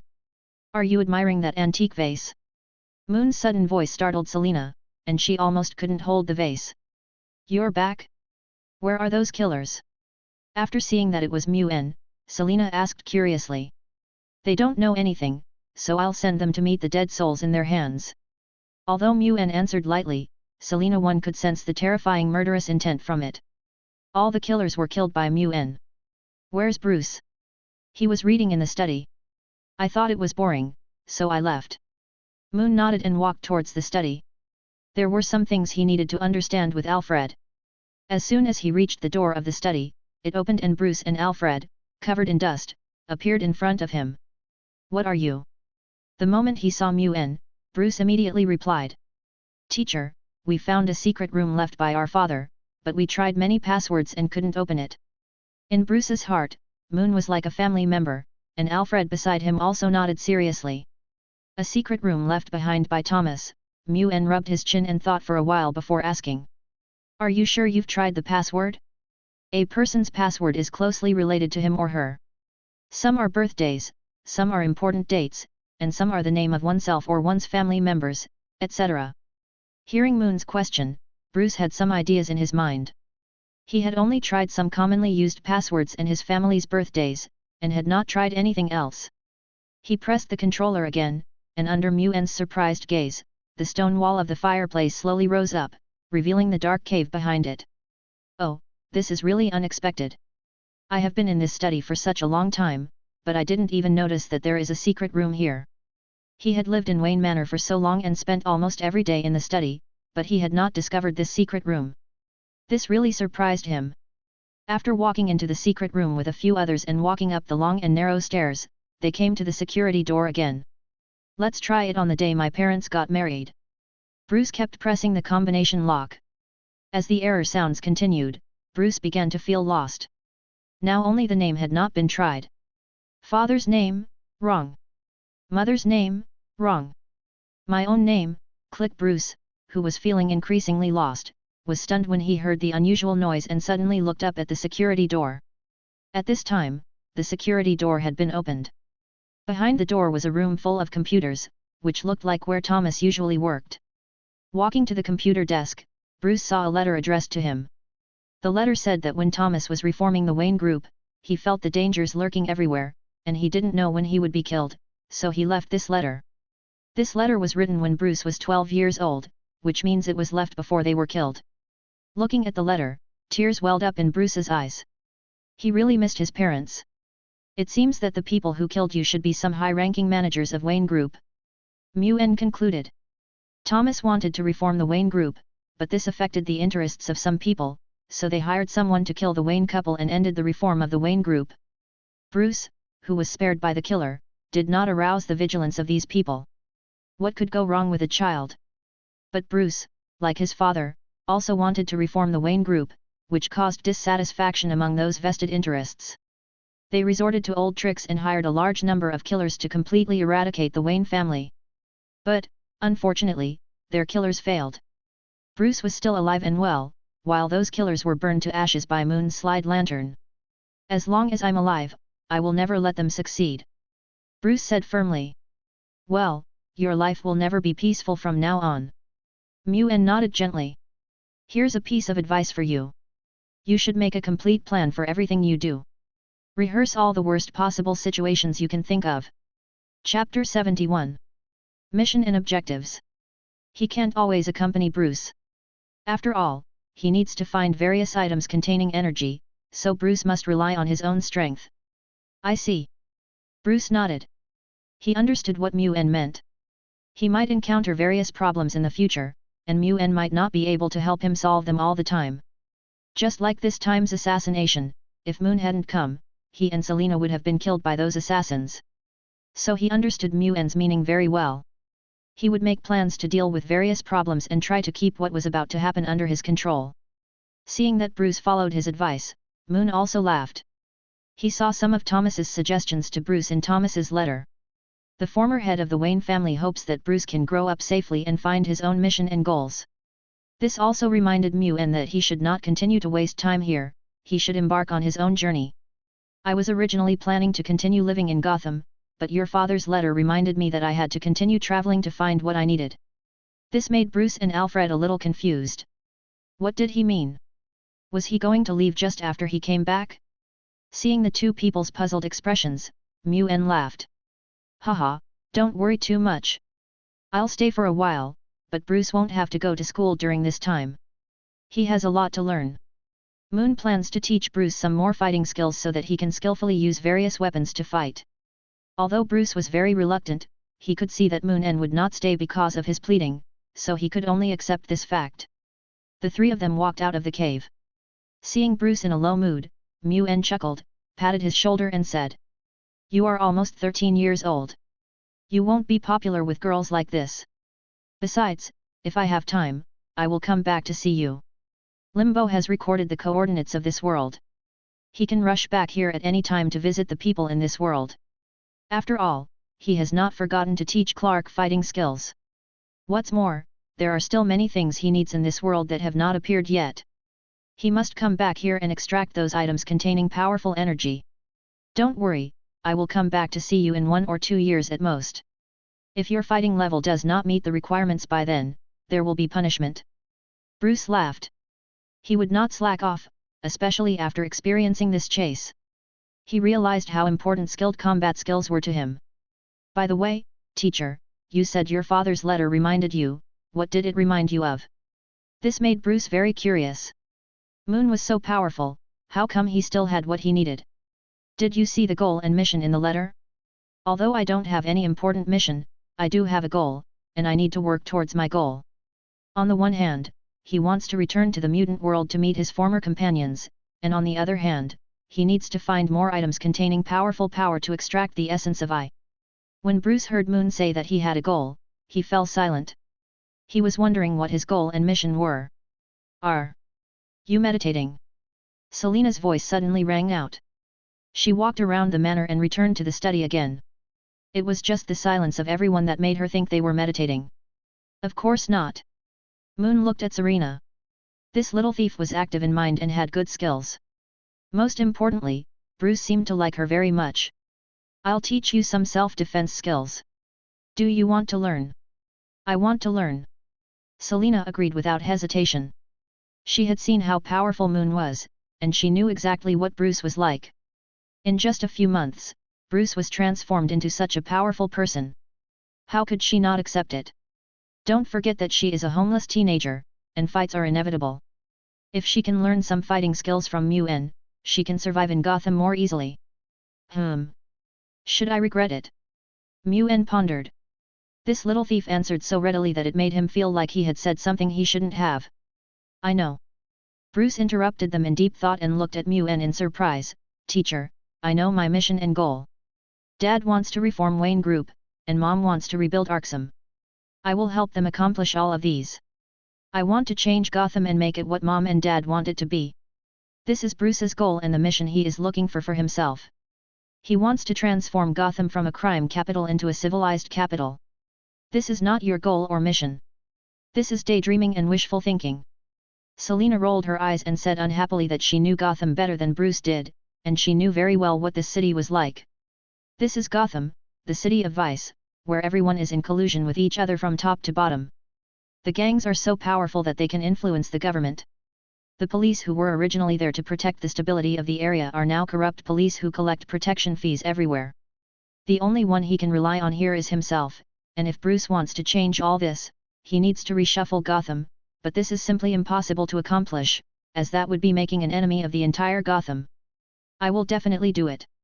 Bruce remained determined. He wanted to eliminate all the evil in Gotham. "Just find your goal and mission." Moon nodded. Like Selena, he didn't think Bruce could change Gotham. After all, many outstanding talents will graduate from Arkham in the future, and those outstanding graduates of Arkham were sent in by Bruce himself. "Okay, go and rest first. Starting tomorrow, I will teach you two a lot of fighting skills. As for how much you can learn, that depends on you." Deep in a park, all the assassins we sent out disappeared. "The intelligence you provided didn't say anything like this would happen in Gotham." The speaker was a middle-aged man, and he was talking to the person on the other end of the phone. "That has nothing to do with me. I have already paid.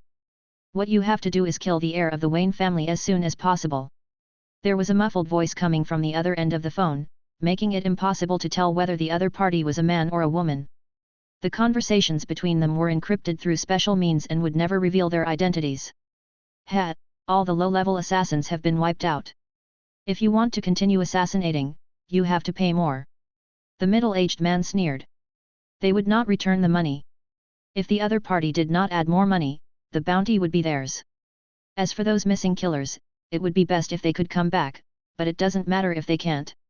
After hanging up the phone, the man took a deep breath, changed his expression, and walked out of the park.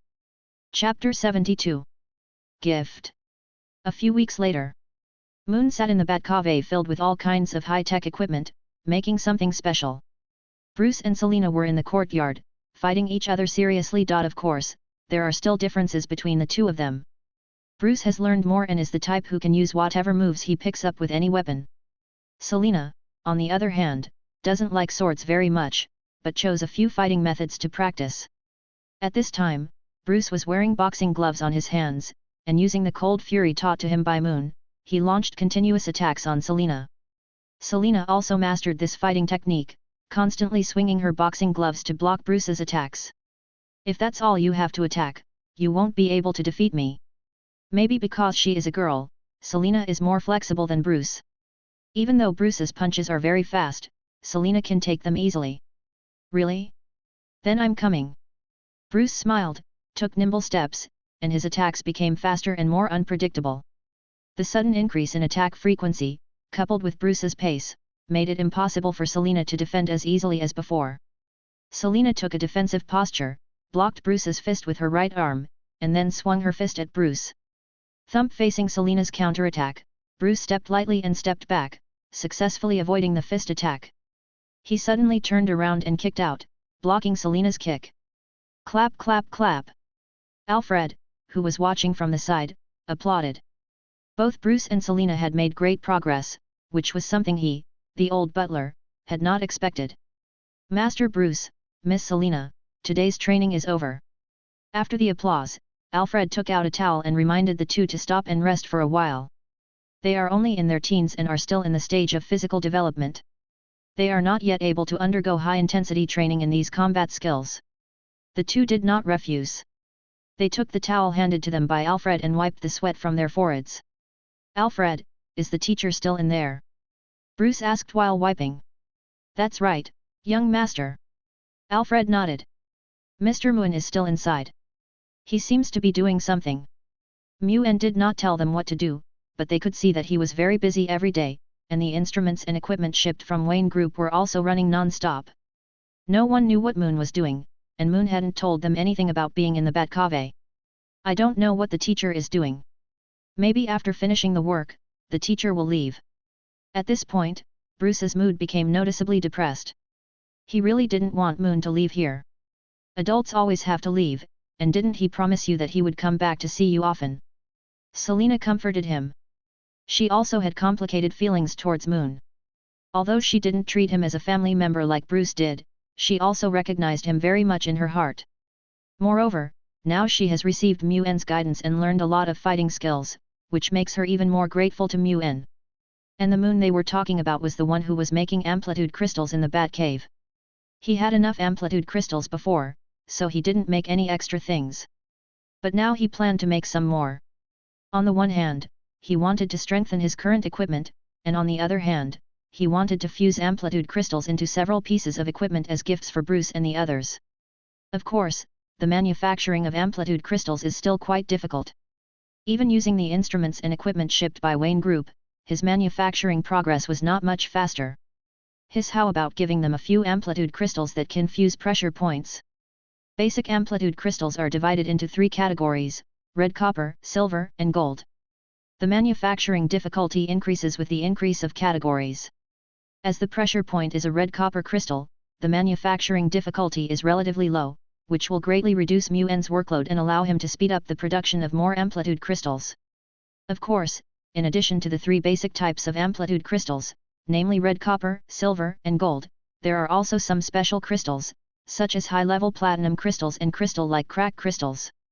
However, these special crystals are too technically difficult for Moon. If he wants to make a gold crystal now, it will take a lot of effort. These basic crystals are so difficult to obtain, so what should we do with the special crystals in the future? Mu-en, who was making the amplitude crystals, fell into deep thought. These basic amplitude crystals were already so complicated that it was hard to imagine how difficult it would be to make rift crystals. It seems that the casting chamber must be built as soon as possible. With the foundry cabin, whether it is amplitude crystals, weapons and equipment, or even ammunition supplies, they can all be easily manufactured. Of course, before he could build the casting cabin, he first had to have a spaceship. Go find Howard when you have time. I need to see if my spaceship is finished. In the midst of a random thought, a copper-colored amplitude crystal took shape in his hands. Pressure point plus 120% melee damage. Well, let's fuse it to the dagger. He planned to give Selina and Bruce a dagger each. A dagger is one of the easiest weapons to carry, so it would be perfect for them to use for self-defense. As for Alfred, the old butler is already old, so it is more appropriate for him to use a pistol. As time passed, one amplitude crystal after another was born in his hands, and a month later, Mu-en finally walked out of the bat cave. Afu, where are the two of them? Seeing that Bruce and Selina were not in the study, Moon looked at Alfred, who was sorting documents in the study. Master and Miss Selina are training in the courtyard. Alfred smiled when he saw Moon walk out of the bat cave. He handed Alfred his favorite pistol to the other party. This pistol had been integrated with a wasp stinger that increased the pistol's damage. The bullets fired now had a 220% higher destructive power. This is a gift for you. Please be careful when using it. In the courtyard, Bruce and Selina are training, and now both of their fighting skills are cleaner and more precise than they were a month ago. Muffled sounds continued to be heard between the two of them, and both the frequency of attacks and the changes in the attacks had been greatly improved. Clap clap clap. Mu-en smiled and clapped, and the sound attracted the attention of the two men. Teacher, you're out. Bruce looked over in surprise. This was the first time he saw Moon walk out of the cave in this month. Selina on the side was also very surprised. She didn't expect that Mu-en, who had been buried in that strange cave, would actually walk out of it. Well, here are the weapons for both of you. After saying that, he placed two daggers that were flashing with cold light on the table in the courtyard. These two daggers attracted them. Even if they just looked at them from a distance, they could feel how sharp the daggers were. Chapter 73, Butterflies All Over Gotham. Although he loved the dagger as a gift, to Bruce it was a sign that Moon was leaving. Teacher, are you leaving now? Well, almost. We'll be leaving soon. Mu-en nodded and looked at the two of them. Although I'm leaving, you must not stop your training. Don't forget that I will check on you when I come back. He had been dragging his feet here long enough. He had originally planned to find the Dionysus factor in Gotham to extract the essence of I, but he had failed. If he hadn't extracted the essence of I from Diana and the flaming sword in the museum, all this time would have been completely wasted. Shoo! Suddenly, a silver light flew out from Mu-en's hand and shot into the flower bed in the courtyard. After a scream, several masked killers appeared. Each of them had a mark on their forehead that looked like a drop of blood. You two should hide first. I will deal with them. This will be my last lesson for you before I leave. As he finished speaking, several more kunai shot out from his hands, and two Rex pistols appeared in his hands, firing at the killers. Bang bang bang! The sound of gunfire echoed in Wayne Manor. The Rex twin guns, which were also integrated with the amplitude crystal wasp sting, had a powerful killing power that was no less than anti-material weapons. Although these killers were fully armed, facing Rex's attack, their protective measures were basically the same as having no protection at all, and they were completely unable to defend against the bullets shot by Rex. With the first few killers as examples, the rest of the killers hid themselves one after another. They all understood how great the destructive power of that seemingly ordinary pistol was. Seeing that all the killers had hidden themselves, he walked towards them, intending to kill them completely. Ta ta ta! Hearing the footsteps getting closer, a killer stretched out his gun and fired back and forth in the direction of Mu-en. But the result disappointed him. The attack did not hit Mu-en at all. Instead, it allowed Mu-en to determine their position. He stepped lightly and flashed in front of the nearest killer. As gunshots rang out, the killer's head was smashed to pieces by Rex like a watermelon falling to the ground. 1. Muttering softly, Mu-en continued to kill the next killer. Before the killer could react, another gunshot rang out, and another killer was killed. 2. The sound of his counting, which sounded like the god of death reaping souls, was unbearable for the remaining killers. They leaned forward and shot at Mu-En frantically. But their situation was destined to be tragic. The moment they leaned out, the Rex in Moon's hand began to shoot one by one. Da-da-da! Boom! Boom! Boom! Every time Rex fired, a bloody hole would appear on the body of a killer, some people's heads would be blown to pieces, and some people's hearts would have a hole as big as a fist. Bang! With the last gunshot, the last killer fell. However, the killer only had one leg broken, and Mu-En still needed to find something from his memory. Bruce and Selena, who were hiding aside, couldn't help but shrink their necks after seeing this situation. The teacher was always particularly cruel when facing the enemy. "You guys go find Afu, I'm going to go out for a while." After saying that, Mu-En took the killer and walked out of the manor. As soon as they walked out of Wayne Manor, Moon turned into energy and disappeared, while the killer leaned against the wall motionless like a puppet with its strings cut. Not long after, the killer's chest was suddenly torn apart, and a swarm of razor butterflies flew out of the killer's chest. "Kill all those with the blood drop emblem." As the voice rang out, the killer's body turned into ashes in an instant, and a group of razor butterflies flew out from the ashes. The razor butterflies dispersed in the air and flew towards all parts of Gotham. People in Gotham also saw this strange sight. A group of beautiful butterflies were flying around Gotham, occasionally flying past some people. Soon, alarm bells rang everywhere in Gotham. Although the Gotham police were not very good, the surface stability still needed to be maintained. They received a call that a group of butterflies flew past those people, and then those people fell to the ground with wounds all over their bodies. Gordon and his partner Harvey were also detectives who received the call. When they arrived, the deceased had already stopped breathing and was lying straight in a pool of blood. "What's going on? Harvey is having a headache now. The cases in Gotham are becoming more and more troublesome recently. In the past, they were just robberies or shootings. What now? Some people were killed in prison, some people's pancreases were taken away, and there were several fresh skeletons whose owners were unknown.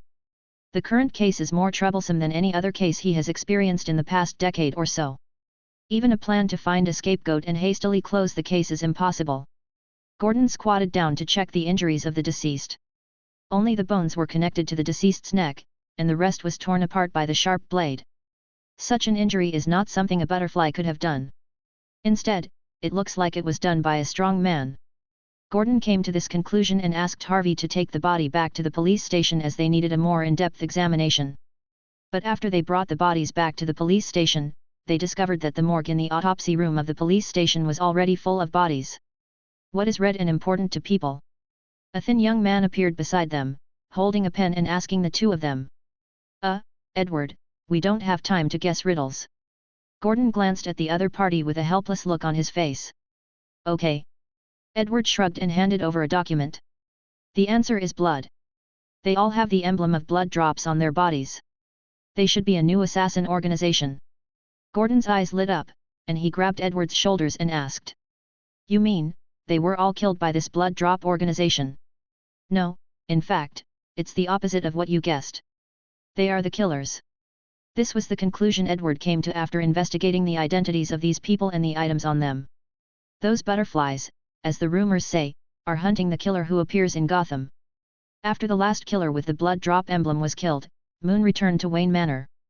However, he did not go to meet Bruce and the others, but sent out a razor butterfly. "You are here to protect them." This razor butterfly was born from the ashes of the killer, and it is not Titania's own razor butterfly, so he plans to keep this razor butterfly to help Bruce guard against possible killer attacks in the future. After watching the razor butterfly slashing blue light in the air and flying into Wayne Manor, a flash of energy appeared on Moon's body, and Limbo Spirit Book Prison came online. A crack leading to the void opened behind him. He took a step forward and completely disappeared from this world. After seeing the flying razor butterfly, Bruce and Selena hurriedly ran out of the house, but Moon was nowhere to be seen. The teacher is gone. Chapter 74. Sentinel Robot.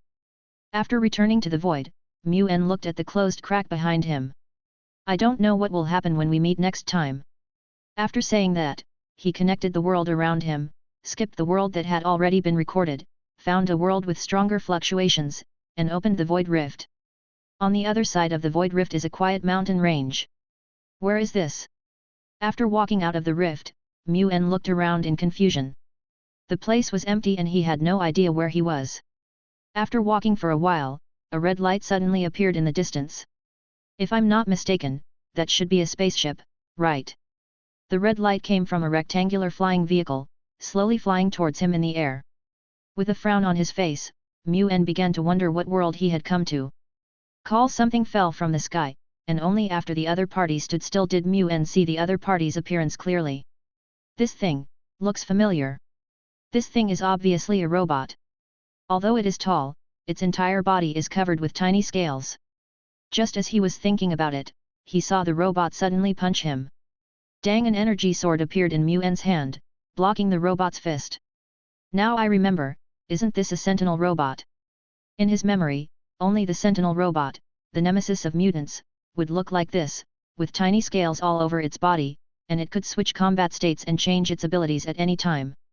The void energy surged towards the energy sword frantically, and the energy sword was completely stimulated, illuminating the surroundings. It seems that I came back a little late. As he spoke, Mu-En swung his energy sword and attacked the sentinel robot. Shoo! With a flash of blue light, the sentinel robot's arm was instantly chopped off.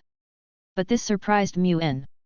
He was already prepared to transform into armor to deal with this thing, but he didn't expect that the sentinel robot's defense capability was much weaker than he imagined. Of course, the sentinel robot was not in a good situation either. Its core computer was calculating frantically and constantly scanning Mu-En, trying to copy the sword that Mu-En had just used. But no matter how it scanned or calculated, it could not copy the power of the void. After confirming that it could not replicate its capabilities, the sentinel robot immediately connected to the network and contacted other sentinel robots. They wanted to completely eliminate this destabilizing factor. The next moment, the rectangular aircraft opened its cabin, and a large number of sentinel robots flew out of the aircraft and flew towards them. They changed their forms in the air and each released different means of attack. Oh, mutant powers! Mu-En laughed sarcastically, void energy surged throughout his body, and in a flash a man covered in broken armor appeared in front of the sentinel robot. You guys are quite similar to Lingsha.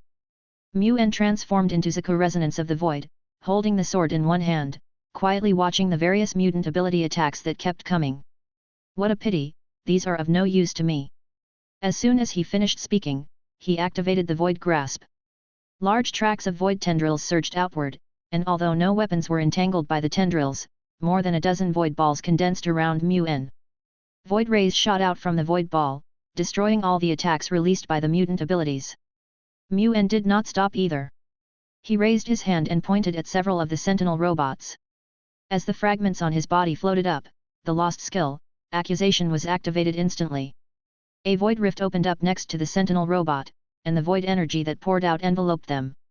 The next moment, these sentinel robots shrouded in void energy changed direction and rushed towards other sentinel robots, launching attacks on them.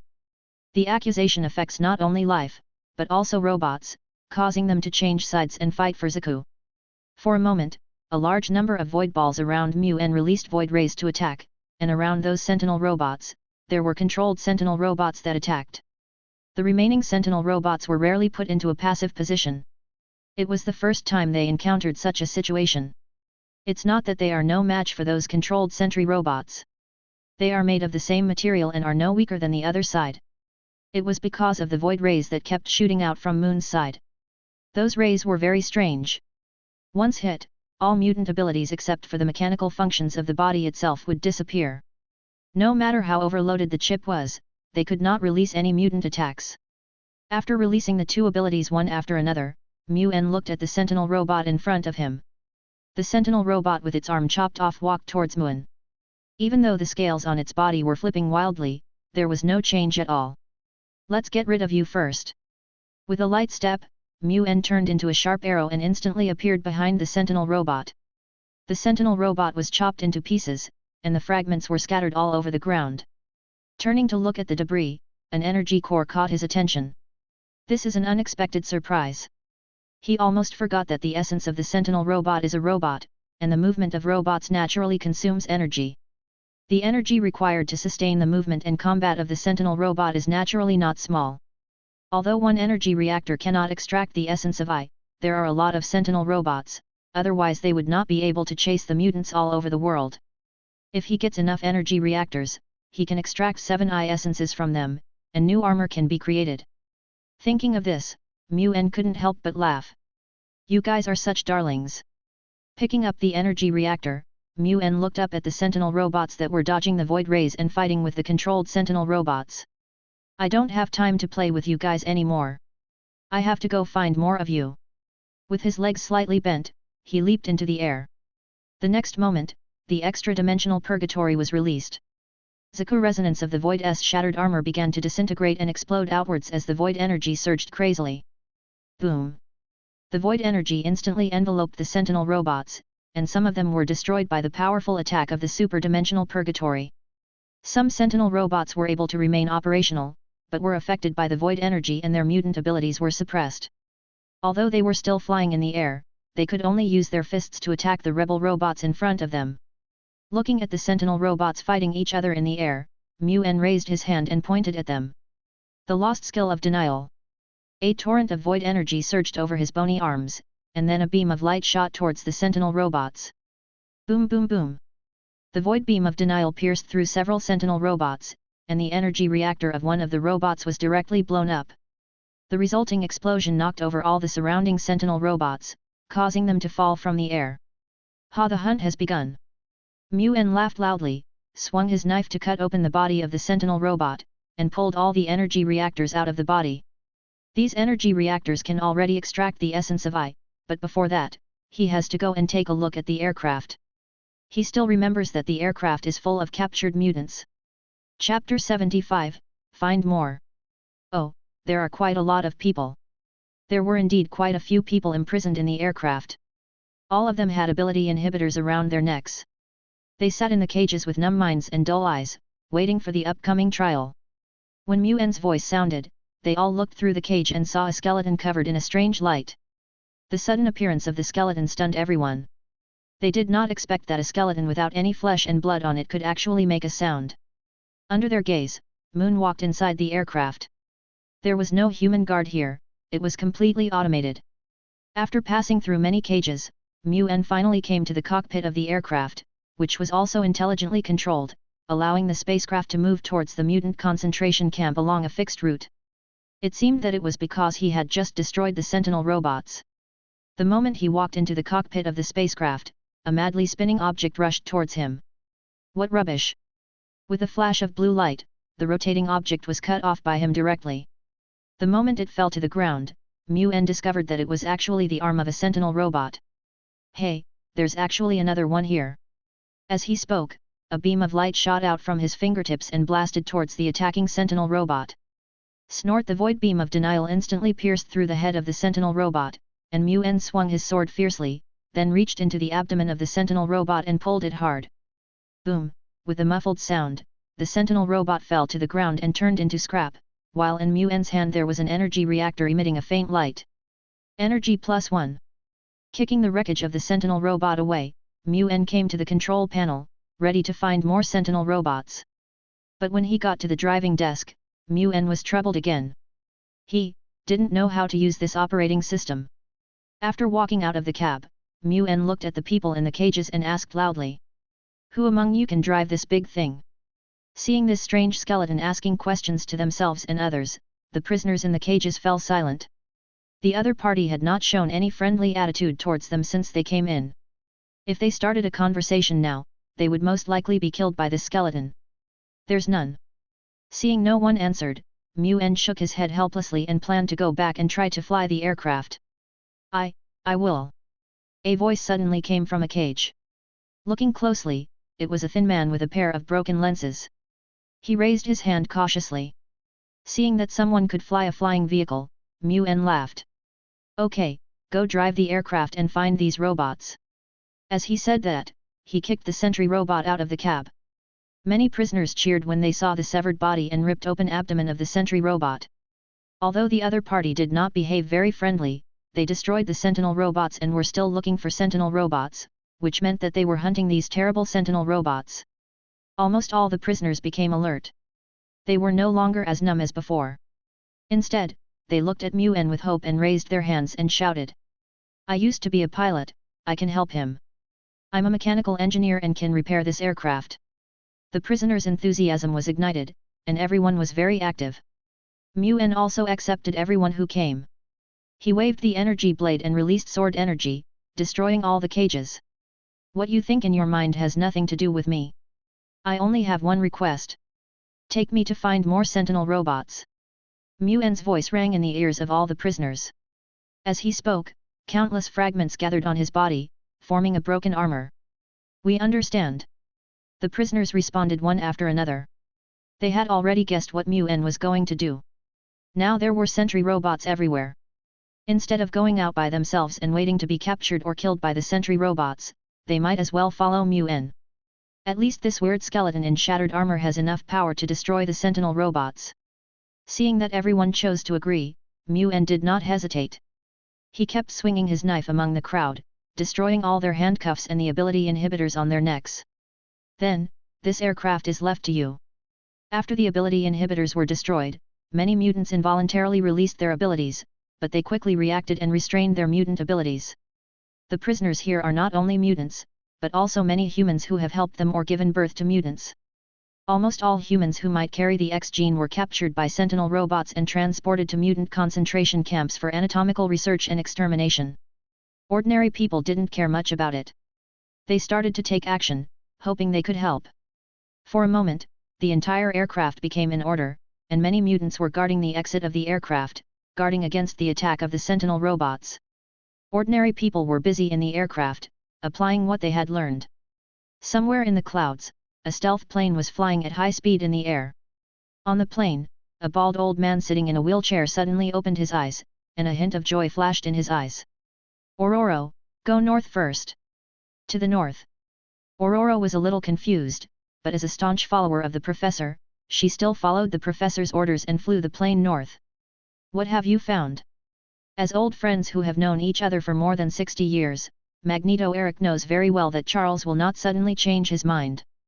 He must have discovered something. Charles, sitting in a wheelchair modified with a brainwave enhancer, smiled faintly. A group of our compatriots have broken free from their ability limiters and have now taken control of a transport ship. They are going to attack the sentinel robots. This is what he discovered using the brainwave enhancer. These people seemed to have been rescued by a strange skeleton, and were now driving a flying vehicle to attack the sentinel robots. Attack the sentinel droids! Everyone on the plane screamed. They didn't know how their compatriots broke free from the ability limiters and took control of the transport ship, but to attack the sentinel robots was simply courting death. No, we must bring them back. Eric said in a shocking voice. These rebels can die, but they cannot die in vain. Instead of fighting those sentinel robots, it is better to unite together and complete the plan that Charles mentioned. On Muen's side, he had recovered his broken form and was standing on the transport ship, looking into the distance. Mr. Skeleton, there is a transport ship approaching ahead. When Muen was dealing with the sentinel robot on the transport ship's intelligence system began to contact the nearest transport ship and request support. The approaching transport ship was the one coming for support. Chapter 76. Hey, long time no see. Really? Get closer to that transport ship. Having said that, Muen walked out of the transport ship. The fact that sentinel robots came to support so quickly was enough to prove how huge their number was. However, this also brought many benefits to Muen. He could obtain their energy reactors by destroying a large number of sentinel robots, and thus extract more essence. Seeing Muen walking out of the transport ship, the others picked up their prepared weapons. They didn't know whether Muen could deal with those sentinel robots, so they had to be prepared.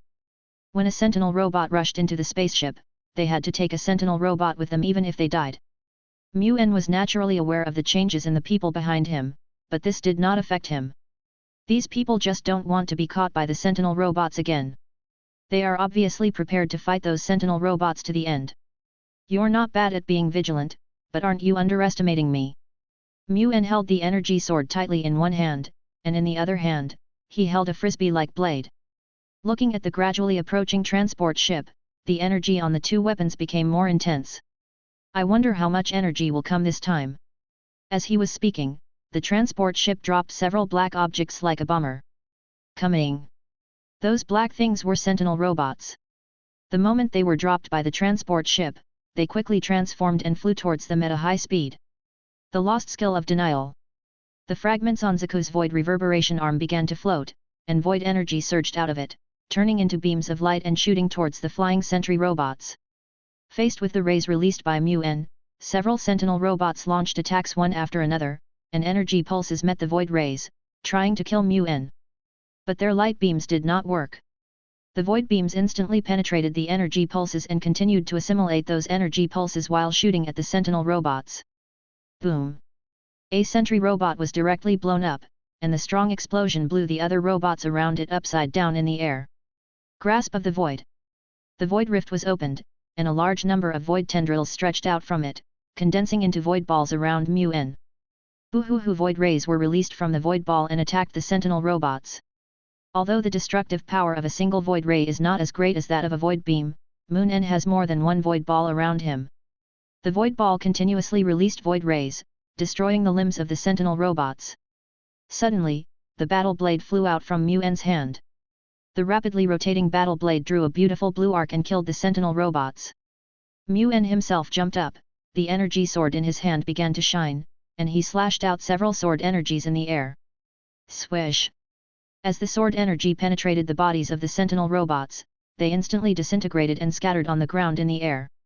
After dealing with these sentinel robots, Mu-En did not stop because the transport ship launched more sentinel robots. He raised his hand and pointed at the flying sentry robots, and a void crack opened up next to the sentry robots. Lost skill, accusation. Several sentinel robots were instantly enveloped by void energy, and the next moment they quickly rebelled, flipping their scales one by one, with flames surging all over their bodies. Call. Their heads slowly opened, and scorching flames gathered wildly inside, turning into a pillar of fire that shot towards the other sentinel robots. These sentinel robots suddenly attacked their own people, causing other sentinel robots to temporarily shut down, and then they entered into battle. Faced with the incoming pillar of fire, the scales on these sentinel robots flipped over, emitting a cold breath, freezing the water vapor in the air and attacking the enemy. The attacks from both sides collided violently, emitting waves of air. During the battle between the two waves of sentinel robots, Mu-En also began to act secretly. The battle blade bounced back and forth between the sentinel robots, and under Mu-En's control, it bounced into the area where the robots were most densely packed. Boom! As the energy of the battle blade exploded, a large number of sentinel robots were overturned by the energy impact of the explosion, and the void energy within them suppressed all of their mutant abilities.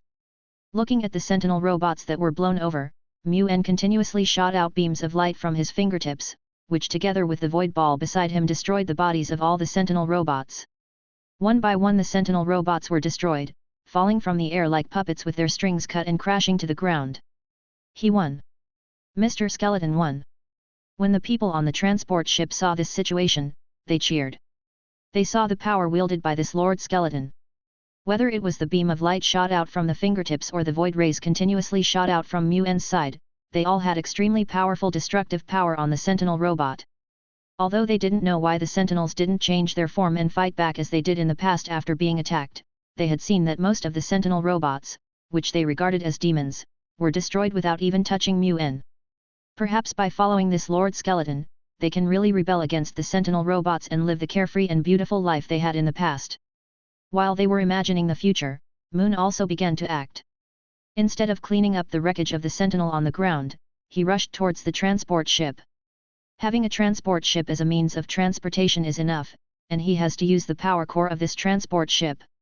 As soon as they boarded the transport ship, they saw lightning and thunder in the sky. An airplane rushed out from the dark clouds and flew towards them. Is this, to rescue the sentinel robots? The plane came with great force and it was obvious that the people on it were not simple characters. However, Mu-En did not launch an attack immediately. Instead, he stood on the transport ship and watched quietly. He wanted to know who was on the plane. Soon the plane approached them, and after it landed smoothly, several people walked out of the plane. A young woman with white hair, a white-haired old man in a cloak, and a man with a cigar in his mouth. Logan. Looking at the familiar face, Mu-En couldn't help but be stunned for a moment. In other words, the white-haired old man is Eric? I didn't expect that this guy would look so kind when he got old. Although he knew that this was the future world of X-Men, he no longer had any hope of finding Charles and the others, but he did not expect that his old friends from the past would come to him. Snort! The cabin of the transport ship opened and a tall black figure appeared, but Mu-En was so happy to see his old friend that he would never let it disturb him. He raised his hand and swung with a knife. Before the sentinel robot could move, Mu-En cut its body in half and pulled it away from the energy reactor. Hey everyone, long time no see. Chapter 77. Old friend. Mu-En's voice attracted the attention of several people. They looked at Zaku Echo of the Void standing on the transport ship with confusion. What is this thing? How come they have never seen it before? At this time, Charles, who was sitting in a suspended wheelchair, also walked down from the plane. After seeing Moon and the destroyed sentinel robots beside him, Charles finally understood why he got the appearance of a strange skeleton from those people's thoughts. You are. They were very unfamiliar with Mu-En's transformed Zaku Echo of the Void, but when they saw him greeting them, they became curious. Who was the person in front of them? Me? Oh yeah, you haven't seen me like this. Mu-En waved his hand and collected all the energy reactors around him. As the energy surrounded him, his body gradually turned back into a human. Seeing Mu-En's human appearance, Charles and Eric fell into deep thought. They were very familiar with the young man in front of them. You seem to have forgotten me. The expressions of these two people were very obvious, and it was obvious at a glance that they had forgotten Mu-En. By the way, Logan, what year is it now? Mu-En asked Logan. Logan looked at Mu-En with a puzzled expression. He felt a strong sense of familiarity with Mu-En, but he couldn't remember anything about him. He thought for a while with a cigar in his mouth, but couldn't think of any memory about Mu-En, so he replied. It's 2023 now. You look very familiar to me. Are you my friend before I lost my memory? 2023 years, Mu-En raised his eyebrows. He had only been away for a few years, so how come 60 years had passed here? It's really surprising. No wonder you don't remember me. The last time we met was 60 years ago. His sigh made Charles and Eric realize that they were only recalling the compatriots they met in recent years, but forgot to recall those they met 60 years ago. Although their former companions have all returned to the earth, they are still here, and they still remember the man with the bad temper. Were you not killed by the explosion after Xiao's death? Eric asked in a daze. They saw with their own eyes how Mu-En was engulfed by the explosion and how the explosion completely destroyed him before his death. His words made Storm roll her eyes. How could you tell someone that he was dead the first time you met him? However, judging from the looks of the Professor and Magneto, the man in front of them who had transformed from a strange armor back into a human form was indeed an old acquaintance of theirs. I was indeed killed in the explosion, but I am alive again. Mu-En smiled and waved his hand. His old friend had lost his memory, and his former employer had also grown old. Come to think of it, you're all so old now, I feel embarrassed to bully you. Except for Logan, everyone else has already shown signs of aging. Facing such a group of people, some of the jokes from the past are indeed not easy to make. It would be a lot of fun if we accidentally killed these two people. Haha, we didn't expect to meet you 60 years later. Charles already understood everything. Moon's ability has a suppressing effect on other mutant abilities, and Moon's weapons have extremely strong destructive power. Those sentinel robots that replicate mutant abilities are a huge threat to other mutants, but to Moon, these sentinel robots are no different from ordinary robots. Are you planning on taking them to find the sentinel robots? Yeah, Mu-En nodded and raised the energy reactor in his hand. I need the energy from these reactors, so I have to hunt these big guys. His answer startled several people. Charles and Eric were fine, as they knew Mu-En's abilities. When facing a group of sentinel robots that could not use their abilities, Mu-En's combat power would burst out with extremely strong combat power. But Logan, who had lost his memory, and Ororo beside him were confused. Where did this man get the confidence to say such words about hunting sentinel robots? I have an idea, maybe you can help me. Charles looked at Mu-En with a smile on his face. No, I didn't ask you for the commission last time, which was already good enough for you. Mu-En planned to reject Charles's invitation. If it weren't for the appearance of the sentinel robots, which made the mutants homeless and fleeing everywhere, he would have gotten the commission with interest. What if there are continuous sentinel robots appearing over there? Mu-En raised his eyebrows slightly and looked at Charles with interest. Sure, is it because your feet are off the ground and your IQ is high? Or is it because being bald can increase intelligence? This temptation is much stronger than before. If there really is a constant stream of sentinel robots attacking, I can help you. Instead of looking for sentinel robots everywhere, it is better to find a fixed place and wait for the sentinel robots to attack.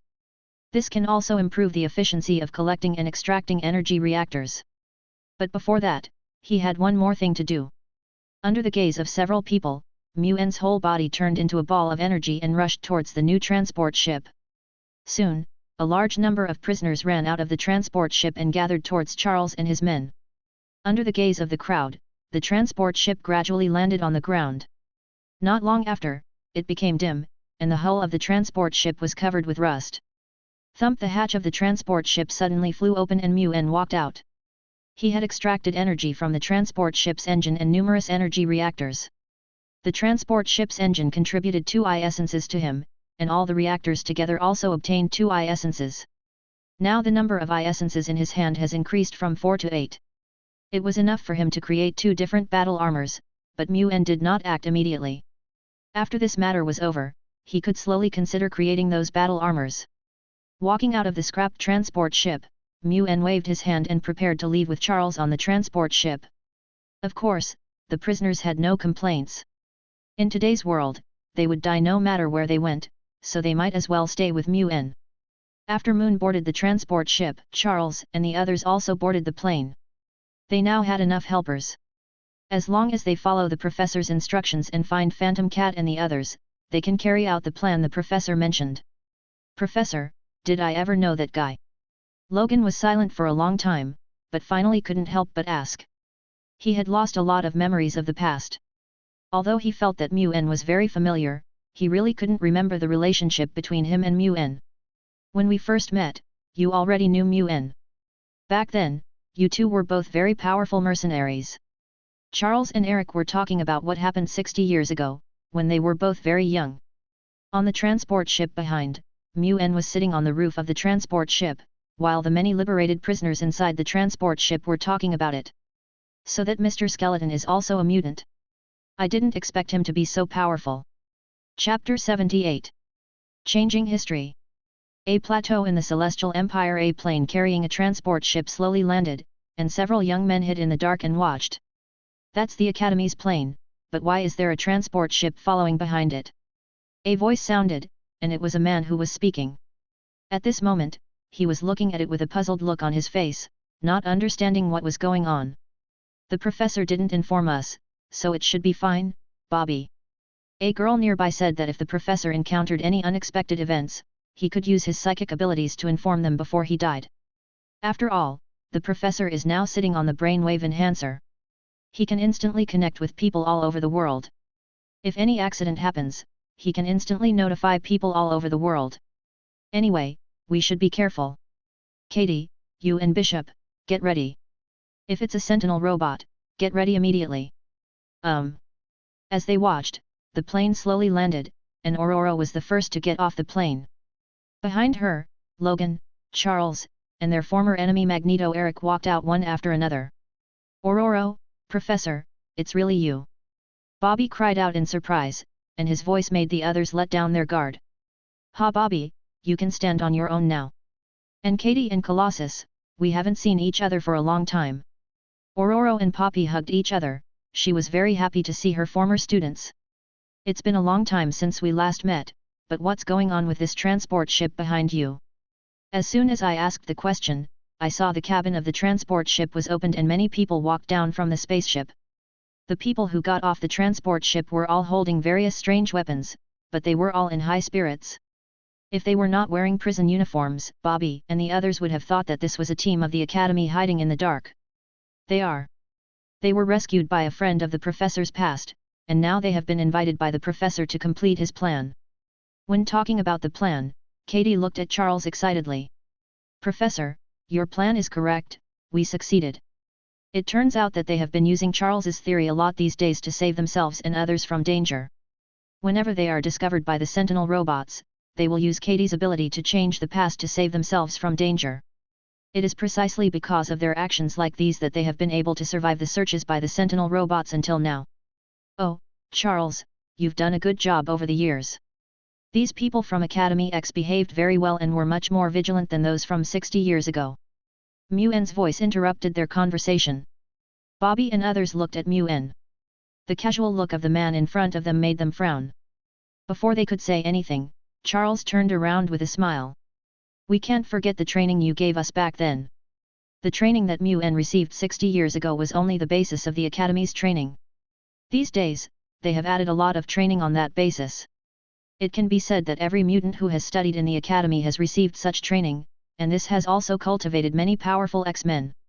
Bobby and the others were stunned when they heard what Charles said. According to the professor, they had received training from this man in the past. But the professors are all in their 70s or 80s. Could this man be about the same age as them? Looking at Mu-En, their minds were full of thoughts. They seriously suspected that Mu-En, like Logan, had extremely strong self-healing abilities. Entering the temple, Charles told everyone about his plan. He wanted to use Katie's ability to go back 50 years and change history. Those who got off the transport ships were all busy building defenses around the temple. Although they didn't know what Charles's plan was, they understood that he wanted to change their fate. Everyone was very busy, collecting materials everywhere and continuously strengthening the temple. Mu-En began to extract energy from the transport ship and the plane. Now these two big guys were useless. Instead of wasting them here, it would be better for him to save them. Soon, Mu-En walked out of the transport ship with a smile and entered the X Academy's plane. Why do I feel like he's draining energy from these planes? Bishop said while holding a gun. As a mutant who can absorb and release energy, he is very sensitive to energy. In his perception, the energy of the transport ship had been completely drained, and the energy of the plane was also dropping sharply. Your perception is correct. Ororo nodded.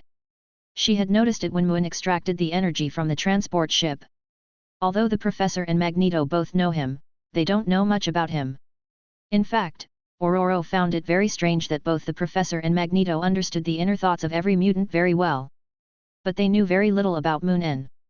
Even when Logan was telling him about his experiences before he lost his memory, he did not go into detail about Mu-En. After extracting the essence, Mu-En got off the plane. The energy from the plane and the transport ship provided him with 4 more essences. Now he had 12 essences in his hands, which was enough for him to create 3 battle armors. But now is not a good time to shape the armor, he can only suppress the joy in his heart and walk towards Ororo and the others. Hey, your name is Ororo, right? Let me see your whip. The whip behind Ororo looked familiar to him. It should be the only weapon he had left. Whip? Ororo was stunned for a moment, then took the whip off from her waist. This whip was given to her by the professor. It is very easy to use and is as easy to use as using one's own arm. According to the professor, it was left by a former friend of his. Could it be that this whip is related to Mu-En? Haha, that's right. I didn't expect Charles had kept this whip for 60 years. The moment he took the whip, Mu-En was sure that this was the whip he made with the Red Devil. Although the whip has been modified a lot by Charles and others, it is covered with sharp metal plates. The metal plates will be twisted in the process of swinging the whip, causing more severe killing effects on the enemy. Coupled with the fact that Ororo can control the lightning storm, this whip is perfect for her and can produce better results in her hands. He swung the whip in the air a few times, making a sonic boom sound in the air. Not bad. Charles has maintained the whip very well over the years. As he said this, he threw the whip back into Ororo's hand. Is this your former weapon? Ororo asked curiously. Well, it was made 60 years ago and given to someone else at the time. Mu-En nodded slightly. This whip was quite good at that time, but now it is much outdated. Unless he has time to strengthen the whip will not be able to keep up with his combat and cannot meet his combat needs. However, the current Demon's Touch is quite compatible with Ororo and can enhance Ororo's combat effectiveness, so he has never thought about recycling this weapon. Chapter 79. The Sentinel Robot Attacks. Something's coming. Someone looked into the distance and vaguely saw several transport ships in the clouds. These transport ships are slowly approaching and surrounding this place from all directions. Oh, this is a great gift for us. Mu-En moved his wrists, and his whole body was enveloped by void energy, transforming into Zaku resonance of the void in front of everyone. His transformation surprised Bobby and others around him. They did not expect that Mu-En could actually transform. However, the skeleton appearance after the transformation did not look very good. Charles said that you have all been trained, so let me see the extent of your strength. After saying that, he jumped up and landed on the top of the temple. Standing on a high place will give him a wider view and allow him to see the surrounding situation clearly. After hearing Muen's words, the others used their own strength to reinforce the temple while waiting for the arrival of the sentinel robot. The sky was covered with dark clouds, and countless lightning flashed among them, making rumbling sounds. Ororo's eyes had turned completely white, arcs of electricity flashed on her body, and the demon's touch in her hand was surrounded by lightning, turning into a long lightning whip. Beside her, Poppy also turned into an iceman, and stood guard in front of the temple with Colossus, whose body had turned into steel. Bishop and others also took action to guard against the slowly approaching transport ship. Sunspot's whole body was burning hot, emitting a wisp of heat. Bishop continued to draw energy from Sunspot's hands to charge his weapons. Next to them was a very beautiful woman named Twinkle, her hands glowing with purple energy, ready to release at any moment.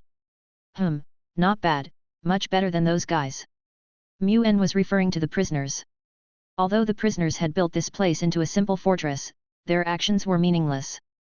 Those sentinel robots would not fall into their trap as they expected. The guy who plays with the dagger, go and tell them to take their weapons and stop messing around with these things. A dagger man who was lying on the beam next to the temple said something, and Muen ignored the prisoners. Although he was the one who rescued them, he didn't have to be responsible for their safety. It was good enough to remind them. As time passed, the transport ships became clearer and clearer, which made many people nervous. Coming! With a loud shout, everyone saw a large number of black shadows flying out of the transport ship. They were all sentry robots. Since there were a lot of mutants gathered here, the sentinel robots launched an attack without mercy while flying. Various different abilities were released as the sentinel robot's scales flipped, raining down all kinds of attacks from the sky. Pay attention to defense! Ororo shouted and flew quickly into the air. The dark clouds above her head roared with thunder and countless lightning bolts fell from the sky. As the demon's touch swung, it slashed towards the sentinel robot. Rumble! Several sentinel robots were struck by lightning, and electric sparks were bursting all over their bodies. But these sentinel robots are completely irrelevant to the attacking army of sentinel robots, and the sentinel army is still flying towards them. Poppy, who had turned into an iceman on the ground, was doing quite well. He sprayed ice crystals from his hands, creating an ice slide under his feet. He slid on it at high speed and quickly approached the sentinel robot. It seemed that he wanted to freeze the sentinel robot. Am I expecting too much from them?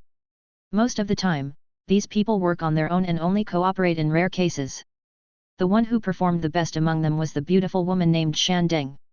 The energy in her hands was used to open the space gate. When the sentinel robot's attack fell, she directly opened 2 space gates, redirected all the attacks, and attacked the sentinel robot instead. Alas, I really overestimated Charles and the others. Shaking his head helplessly, Muen sighed. His expectations were too high. If these people's fighting capabilities were strong enough, they would not have been chased around by these sentinel robots. With the fighting power of these people, it won't take long before they are all wiped out by the sentinel robots. The lost skill of denial.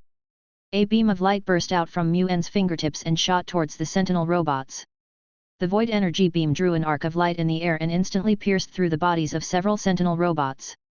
Looking at the sentinel robot exploding in the air, Bobby and others looked at Muen in horror. They didn't expect that this man, who was probably about the same age as the professor, had such powerful destructive power. Good as some people swallowed their saliva, they were shocked by the destruction caused by Muen's attack. The sentinel robots that seemed almost unstoppable to them were no different from paper-made ones in front of Muen. He destroyed several of them with just a beam of light. Didn't Charles teach you how to fight? As soon as he finished speaking, Muen jumped up and rushed into the sky like a bullet, and the energy sword in his hand emitted sword energy. The gathered sentry robots were chopped into pieces by the sword energy and scattered all over the ground. But Muen still did not stop, the void energy continued to surge, and under the gaze of everyone, the broken armor on his body exploded.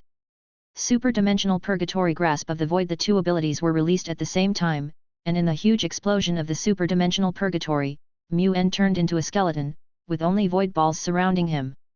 The void ball continuously emitted void rays, which accurately hit the sentinel robots. In addition to destroying their bodies, they also suppressed all of their mutant abilities. Their abilities seemed to have failed. The dagger man had the sharpest perception, and he immediately noticed the situation the moment the Sentinel robot's replication ability was suppressed. It seems that all Sentinel robots attacked by void rays will undergo such changes. His words reached the ears of many people, and many of them used their abilities to launch attacks.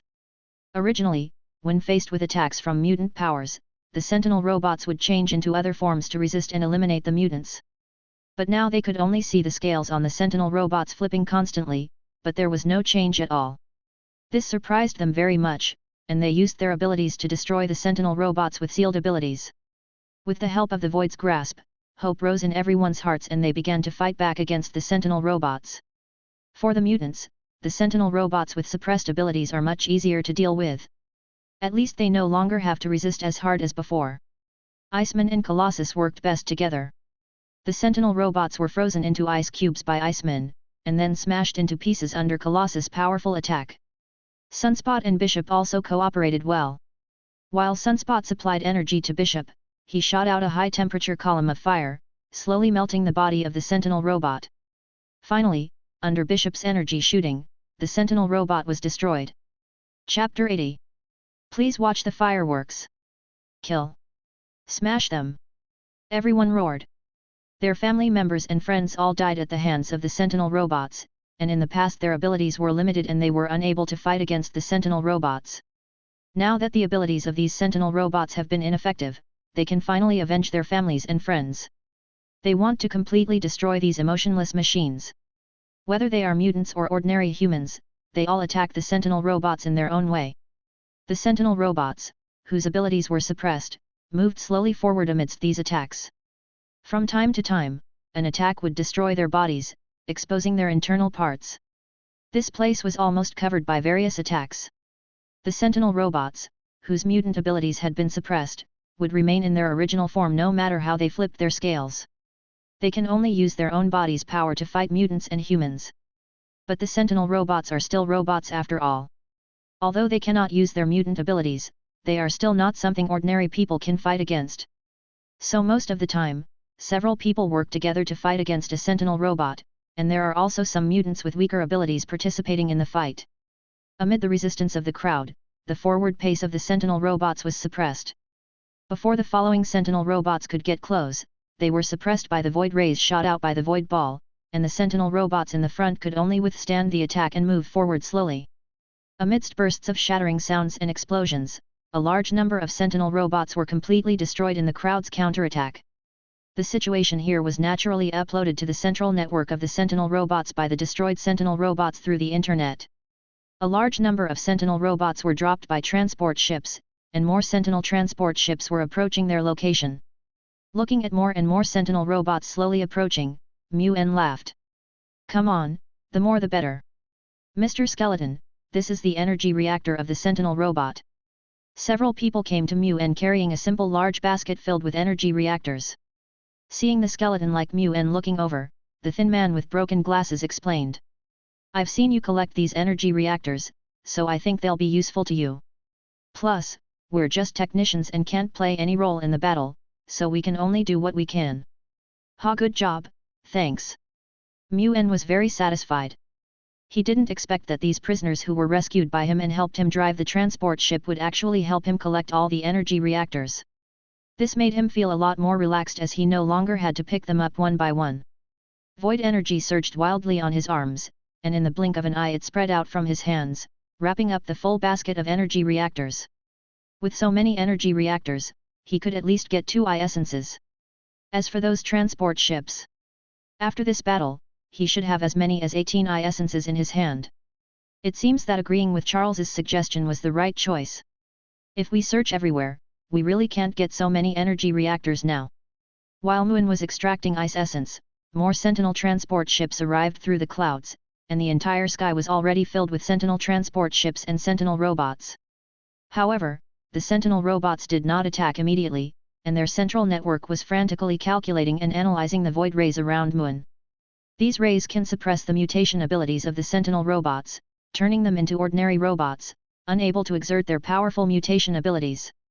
After Muen extracted all the energy reactors in the basket, he had 2 more essences in his hand, and the central network of the Sentinel robot was also completed. It doesn't know how to counter the void rays, but it has calculated the disadvantages of the void rays. As long as there is a group of sentinel robots standing in front as cover, the sentinel robots behind will not be attacked by the rays, and their mutant abilities will not be suppressed, so the sentinel robots can continue to attack these people. Of course, there are disadvantages to doing this, and that is that it will consume a large number of sentinel robots, but what is least lacking here right now is sentinel robots. Countless sentinel robots have gathered here, and more sentinel transport ships are approaching. It has an endless supply of sentinel robots to attack, but these mutants cannot keep fighting the sentinel robots. Yes, after calculation, the central network of the sentinel robots is ready to use human wave tactics to kill all mutant rebels. Suddenly, the sentry robots moved. Rows of them formed a huge circle and approached the temple. Behind them were a large number of sentry robots hidden. Each of them rolled up its scales and in the blink of an eye, became hot and emitted a dangerous red glow. But this extinguished the glimmer of hope that had just risen in the hearts of many people. They could not be a match for such a large army of sentinel robots. There's no way we can defeat the sentinel robots. Someone murmured with dull eyes and no desire to fight. But there were also some people who were still full of fighting spirit, staring at the approaching sentry robots with anger in their eyes. What are you afraid of? We are going to be executed anyway. If we resist, we may survive. If we don't resist, we will never survive. Their words were powerful. They were going to die anyway, so why didn't they choose how to die? Dying in resistance at least proves that they have tried. If they just wait for death, no one will remember them. These words inspired those who had lost their will to fight. They did not want to die in obscurity. Between dying in battle and being slaughtered, they would rather choose to die in battle. For a moment, everyone became determined. Although they knew they might not survive this attack, they still chose to resist. Oh, you want to use human wave tactics? Seeing the situation in the sky, Mu-En sneered, unfortunately, it's a wrong choice. My armor will not be afraid of any army. As soon as he finished speaking, something suddenly lit up in Mu-En's hand, and he waved his arm and flew towards the sentry robot at a high speed. That is the war blade. The sentinel robots want to use human wave tactics, so he will let these robots see how the armor performs when facing an army. The battle blade drew a blue light in the air, and in the blink of an eye it flew into the defense ring formed by the sentry robots. Boom! Void energy instantly exploded from the battle blade. The powerful destructive force destroyed the bodies of many sentinel robots, and more sentinel robots were blown away in the energy explosion. Their bodies, which were originally emitting terrifying heat, were instantly extinguished and turned back to their original black color, making them unable to use their mutant abilities. You guys stay here, I'll let you watch the fireworks. Lost skill, denial. Lost skills, accusations. 2 lost skills were released, and beams of light shot towards the sentinel robots, while void cracks appeared beside some of the sentinel robots. Chapter 81, Full Firepower. The void beam instantly penetrated the sentinel robot, creating a gap in the encirclement of the sentinel robot. Those void cracks also released a large amount of void energy. Soon, a large number of sentinel robots rebelled in the army. They release their mutant abilities and attack other normal sentinel robots. Almost instantly, the army of sentinels, which had been orderly, became extremely chaotic. The central network of the sentinel robots was also unable to analyze what was happening at this time. Those sentinel robots seemed to be cut off from the network and could not interact at all. As a last resort, all the sentinel robots launched a counterattack. They had to eliminate these rebellious sentinel robots. But how could Mu-En let them carry out their mission smoothly? Ice Boy, use your ice to clear a path for me. As soon as he finished speaking, Mu-En's dry skeleton shot out from the ground like a cannonball. He raised his hand to grab the flying blade, twisted his body violently in the air, and threw it again in another direction. The battle blade flew towards the sentinel robot at a high speed, and Mu-En's figure was also falling, but soon an icicle appeared under his feet. Haha, good job. He stepped heavily on the icicle, and as it exploded instantly, Mu-En shot towards the flying sentry robot again. Below him, the Iceman was sliding on the slide he had created with ice, chasing after Mu-En, spraying ice crystals from his hands, shaping huge icicles on the ground. Boom!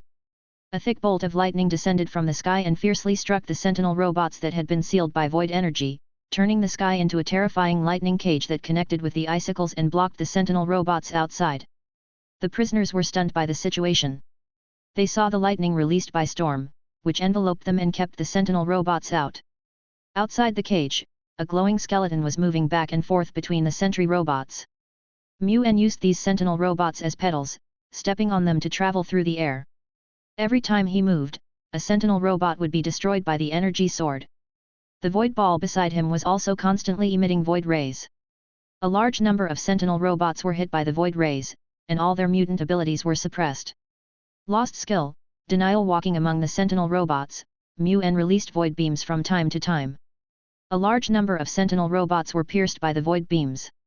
Accompanied by a series of explosions, Mu-En stepped on the sentinel robots like a ghost and slaughtered them crazily. Your Excellency, skeleton is so powerful. A thin prisoner stared blankly at the sky. The explosions in the sky really looked like fireworks, reminding him of the warm memories of the past. Yet, if Sarah were still here, she would definitely be very happy, right? The speaker was a strong man with a beard. At this moment, tears were glistening in his eyes as he thought of his daughter. Sarah was his only and most beloved daughter. They always played hide and seek, made clay sculptures or painted at home. But when he opened the door that day, he saw with his own eyes that the sentinel robot crushed Sarah's head with one foot. The reason is simply that Sarah has the X factor. She is just a child of a few years old and she knows nothing. She is so innocent but was killed by these ruthless killing machines. Go to hell. Give me back my Sarah. The sturdy man roared excitedly and waved the simple spear in his hand, shooting it at the sentry robots in the air. He wanted to avenge Sarah, and his roar made many people come back to their senses. They had all experienced the killings at the hands of the sentinel robots. They had lost their family and friends, and they had a deep hatred for the sentinel robots. Go to hell! Everyone screamed. They threw their weapons, wanting to destroy the sentinel robots to avenge their family and friends. Sentinel robots kept exploding in the sky. Although they knew it was not them who did it, they still smiled, as if they had really avenged their family and friends. Mu-En went deep into the army of sentinel robots, and a large number of sentinel robots gathered around him. Although they had lost their mutation abilities, they could be killed by Mu-En with just one blow. But behind them, there were a large number of sentinel robots whose heads slowly opened, emitting burning energy. Laugh! Countless rays of fire shot towards Mu-En from all directions, like a small sun in the sky, instantly illuminating the surroundings. Mr. Skeleton! Everyone saw this scene and they shouted in despair. In their opinion, facing this fire ray attack with no blind spots, no matter how powerful Mu-En is, he cannot survive. But in the next moment, they saw more sentinel robots exploding in the air, as if Mu-En was still attacking these sentinel robots. Is that a butterfly? Some people saw blue energy butterflies flying in the air. All of these energy butterflies were scattered by the attack of the fire rays. Could it be that Mr. Skeleton is still alive? Some people in the crowd were happily speculating, if Mu-En was killed, then what happened to these butterflies? And how to explain the constant explosions in the sky? In those explosions, Mu-En has transformed from Zico Resonance of the Void to Titania Fantasy Butterfly Fairy. Hey, I almost flipped over. Mu-En also felt very thrilling. If it weren't for Titania Fantasy Butterfly Fairy's ability to become smaller and fly fast enough, he might really have been attacked by those fire rays. If he were attacked by that fire ray, even if he could withstand it, his combat effectiveness would probably be greatly weakened. Fortunately, he turned into Titania Phantom Butterfly Fairy. The moment the rays fell on his body, he used the flying ability of the Phantom Butterfly Fairy, Razor Dance, to avoid those fire rays. However, Mu-En had no intention of transforming back into Zico Echo of the Void. Since the sentinel robots could launch such an attack once, they could release it a second time. Now he just happens to turn into Titania Phantom Butterfly Fairy and use the power of the Phantom Butterfly Fairy to destroy the sentinel robots. Slideshow. In an instant, several sentinel robots were wrapped by the energy lines shot out by the Razor Butterfly and transformed into several bright beacons floating in the air, illuminating the surroundings. All the sentry robots within the range of the slide were flying uncontrollably towards the several beacons that looked like bright lights. Call flames spread from the beacon lights, enveloping the sentinel robots that were approaching from all directions. Although these sentinel robots were not suppressed by the void energy, they were now attracted by the beacon and had no intention of attacking at all. They would not react even if attacked. Their bodies were bathed in the spreading flames, and they slowly approached the beacon like pilgrims. Da-da-da-da. Mu-En, flying in the air, took out the Dex Fairy and shot wildly at the sentinels affected by the slide. Chapter 82, Flames all over the sky. Chains of fire appeared in the sky, which made everyone realize that someone was attacking the sentinel robots. However, they still couldn't see anything. They only felt that the sky was full of fire chains, and a large number of sentinel robots exploded under the attack of the fire chains. Is this another way for Lord Skeleton to attack? Someone murmured. He was stunned by the continuous explosions in the sky. Explosions were happening everywhere in the sky, and countless sentinel robots were blown to pieces in the air. Those bright beacons in the sky that continuously emitted flames attracted a large number of sentinel robots, which were constantly burned. There was a strange fireworks display in the sky. There were all kinds of explosions, thunder, countless butterflies, and pillars of ice and fire. These things combined together look very beautiful, and many people were stunned for a moment. The sentinel robots also discovered the abnormality. Under the command of the central network, the sentinel robots moved away from the bright beacons and used their respective abilities to attack those bright beacons. All the flame rays that had attacked Mu-En before were directed towards the sentinel robot that had transformed into a bright beacon, attempting to destroy it. The sentry robot, which can transform into a bright beacon, remains unscathed after being attacked. No matter how powerful the attack is, it can easily take it. After a round of attacks, the central network of the sentinel robot seemed to have crashed. According to its calculations, the previous attack would have directly destroyed any sentinel robot. But what is the situation in front of us? There were so many bright beacons, but not a single one was destroyed.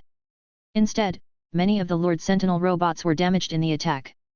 Now the central network began to recalculate, and the intelligent cores of all the Sentinel robots joined in the calculation, trying to analyze the effect of the slideshow. But in the next second, all the slides seemed to be unable to hold on. The sentry robots that turned into bright beacons continued to expand and all exploded in the air. Boom boom boom. Every time a slide exploded, it released an extremely terrifying flame that enveloped a large area in the air and melted all the nearby Sentinel robots in an instant. The melted Sentinel robots turned into fire rain and fell from the sky, completely turning the surrounding area into a fire zone. Bobby! Ororo shouted, and a huge storm rolled up around her. The rain of fire falling from the sky was drawn by the storm, burning wildly in the storm and turning into a firestorm. However, the firestorm did not burn for too long, as countless ice crystals shot out from the iceman's hands, covering the storm. Not long after, an ice sculpture that looked like a storm appeared, and inside the ice sculpture were countless black objects, which were the products of being melted by the Sentinel robots. After blocking the rain of fire, Ororo and the others could finally see the situation in the sky clearly. A large number of Sentinel robots surrounding the sky had been burned in the fire explosion just now. Now most of the Sentinel robots covering the sky are gone. Phew, now as long as we maintain the fighting state just now, we will definitely succeed. Ororo breathed a sigh of relief. She didn't expect Mu-En to be so powerful. Although they had delayed some of the Sentinel robots. But the one who actually blocked the attack of the Sentinel robots was Mu-En. He was like an extremely powerful mobile turret, penetrating deep into the army of Sentinel robots, madly slaughtering these horrible killing machines. However, the two attacks just now were just appetizers.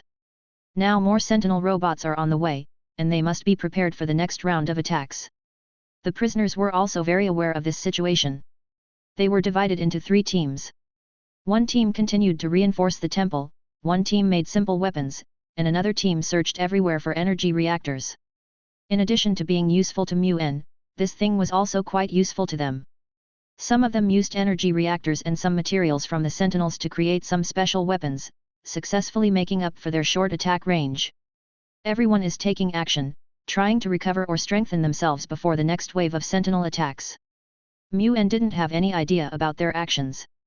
Now he was wielding the fairy sword and moving back and forth among the remaining Sentinel robots.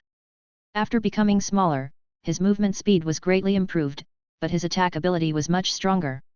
Whether it is the Dex Fairy or the Fairy Greatsword, they both have extremely strong destructive power. Coupled with the swarms of butterflies flying everywhere, the Sentinel robot is like a headless fly, attacking randomly everywhere. A white light flashed in the air, and the body of a Sentinel robot was split into 2, breaking in the air and smashing heavily to the ground. Hurry, another one fell down. The prisoners who were collecting resources came one after another, and after destroying the chip inside the Sentinel robot, they dismantled the energy core. Then they threw the body of the sentinel robot into a large basket, and they continued to rush towards the other fallen sentinel robots. The sentinel robots won't give them much time, and while they are collecting the sentinel wreckage and energy reactors, more sentinel transport ships are approaching. Although more and more sentinel transport ships covered the sky, no one was desperate this time.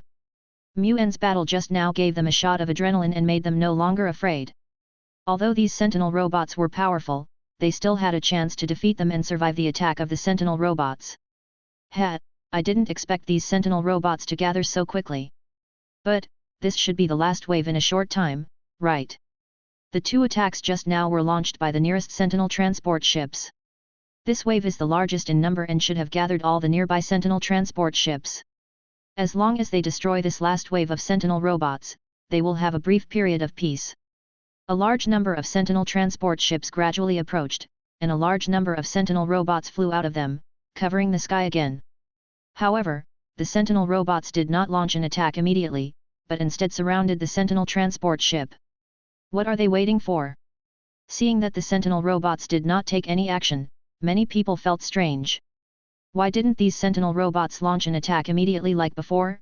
However, they soon understood the sentinel robots' intentions. All the sentinel robots opened their heads, continuously accumulating energy. The little flames dotted the sky, and the dark clouds looked like they were burning by flames. They are not going to attack anymore.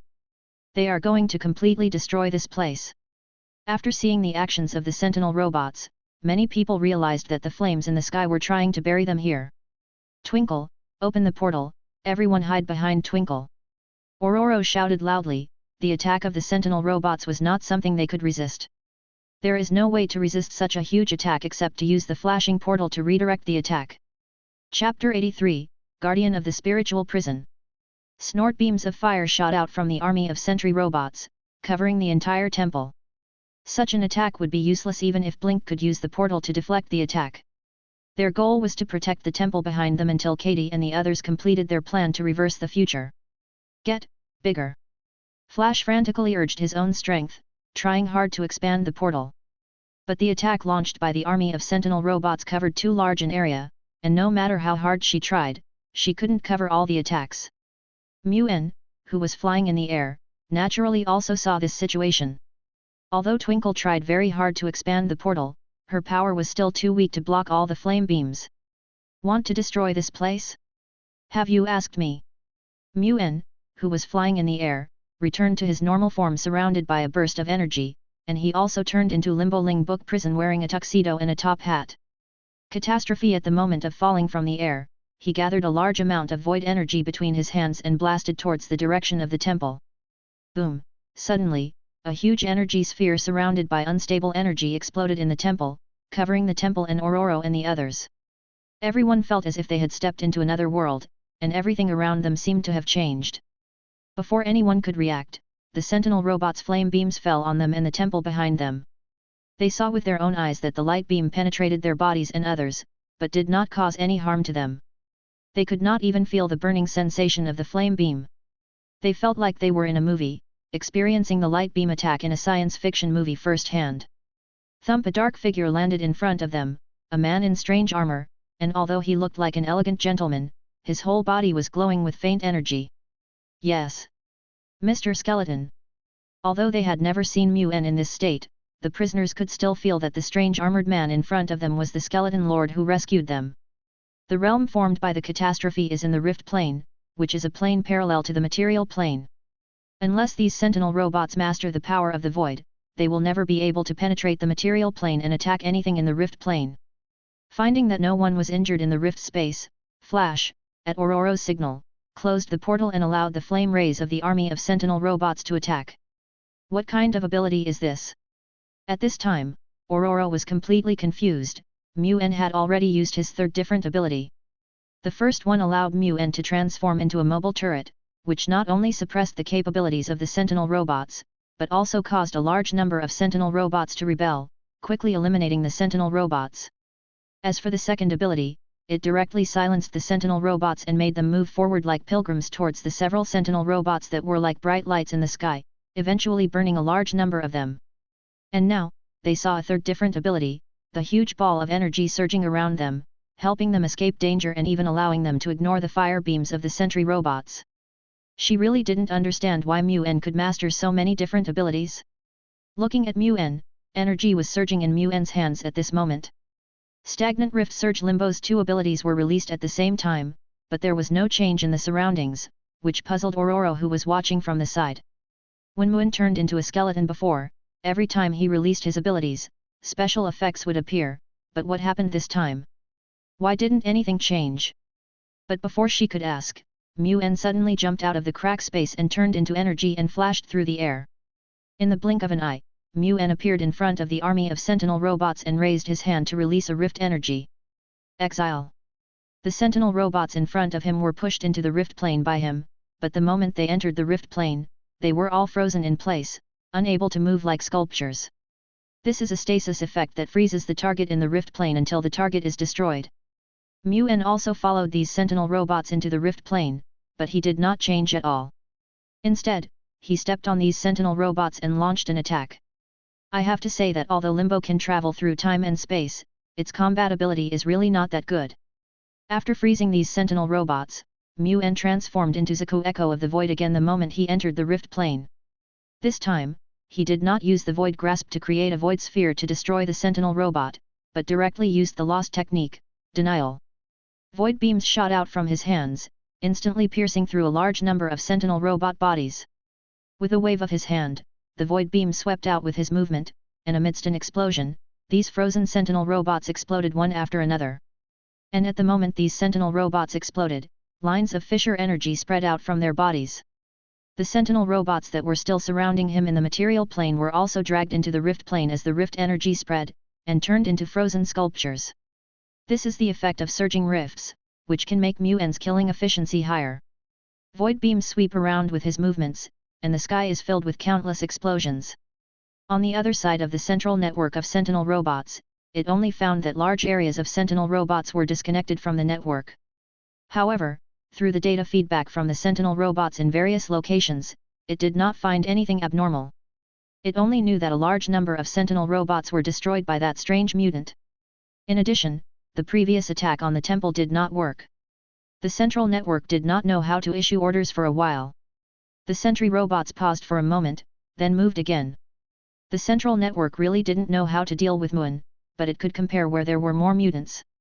Instead of getting entangled with this strange mutant, it would be better to deal with all the mutants below first. The sentinel robots split into two groups, one continued to attack Mu-En, while the other rushed towards the rift space. Faced with the attacking sentinel robots, the people in the rift space seemed a little panicked. They could see that as long as the other party entered this sphere, they could attack them. Everyone was ready, waiting for the arrival of the sentinel robot. The moment the sentinel robot broke into the crack space, everyone launched an attack. From energy attacks to various strange weapons, a large number of attacks fell on the sentinel robot. After attacking for a while, they finally realized that the sentinel robots did not seem to attack them. Some people looked carefully and saw that the sentinel robot was wrapped in an energy flame and was trapped in place and unable to move. As they watched, a sentry robot that broke in was smashed, and then something even more shocking happened. Chapter 84, Annihilation of the Sentinels. A large number of sentry robots stopped in the air, their bodies also burning with that energy flame. This is his power. Seeing this situation, Aurora reacted immediately.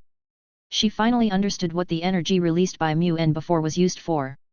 Now the performance of these sentinel robots is the best proof. They are all trapped in the air and remain in the sky motionless. The central network also discovered this situation. All the sentinel robots close to the strange sphere had lost contact, and the number of sentinel robots that had lost contact was increasing. Faced with this situation, the central network had to use all its resources to calculate and analyze what was happening.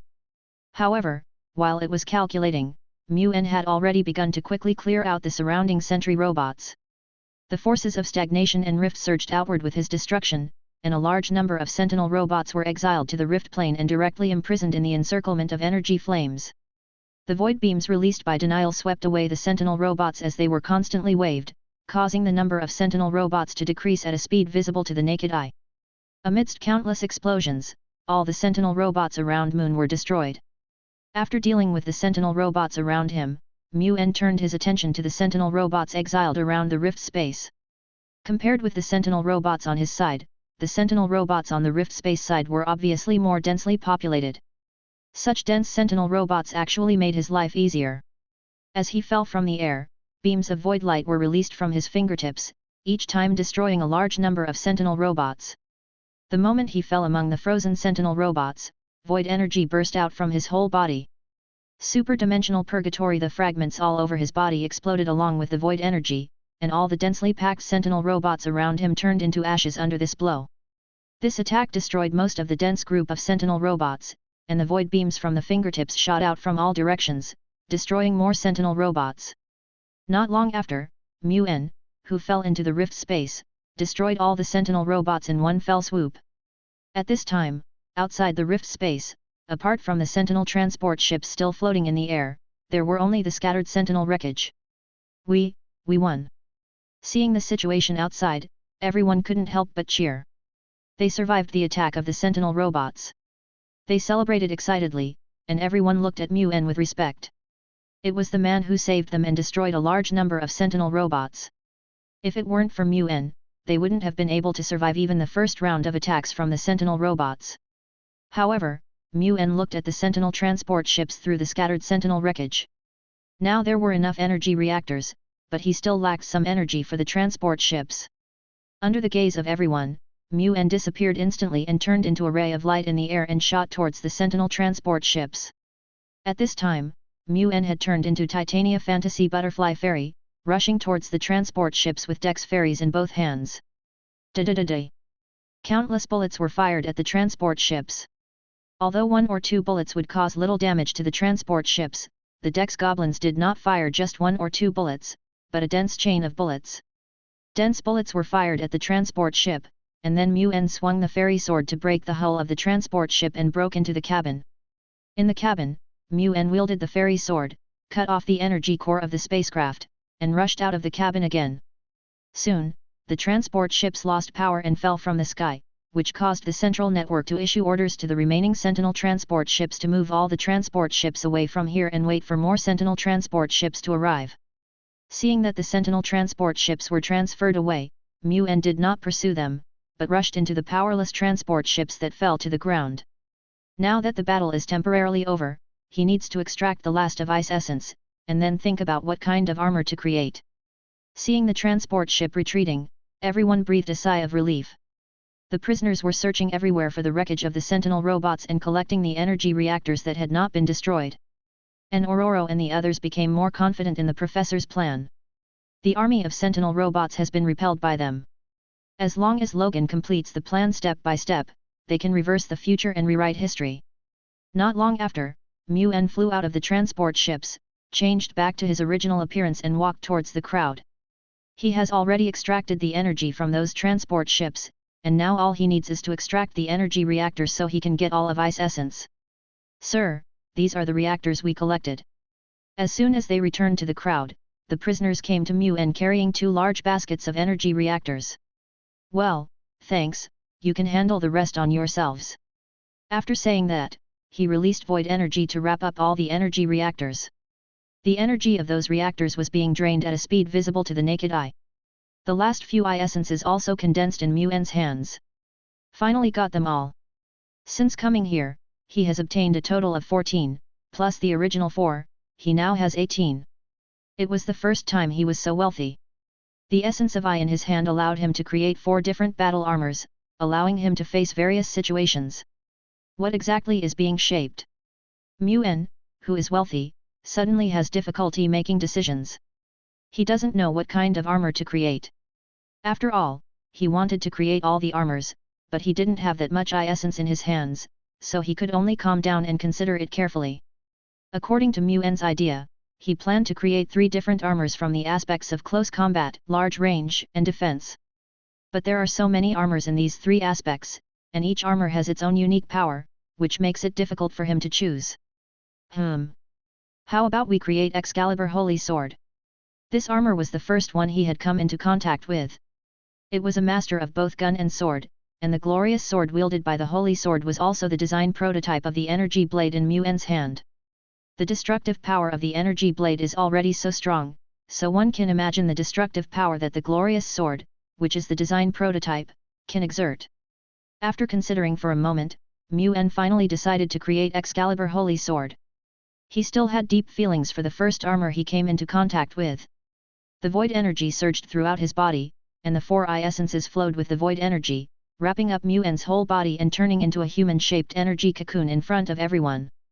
Under the gaze of everyone, the human-shaped energy cocoon became brighter and brighter, but no one noticed that the area around them began to become illusory. The people around him disappeared one after another, and even the human-shaped energy cocoon that Mu-En transformed into began to flicker wildly. Chapter 85 Time Change. Mu-En had no idea what was happening outside. He was now concentrating on shaping the Excalibur Holy Sword. As the last part of the armor was formed, Mu-En finally broke out of the energy cocoon and walked out. This sharp sword intent is worthy of being Excalibur Holy Sword. Mu-En felt that his whole body was surrounded by a powerful aura, as if it could cut off everything around him at any time. Looking up at the surroundings, everything around me seemed like an illusion, flickering from time to time. The people around him, the scattered remains of the sentinels, and the various things piled on the temple had all disappeared, as if he had experienced a dream.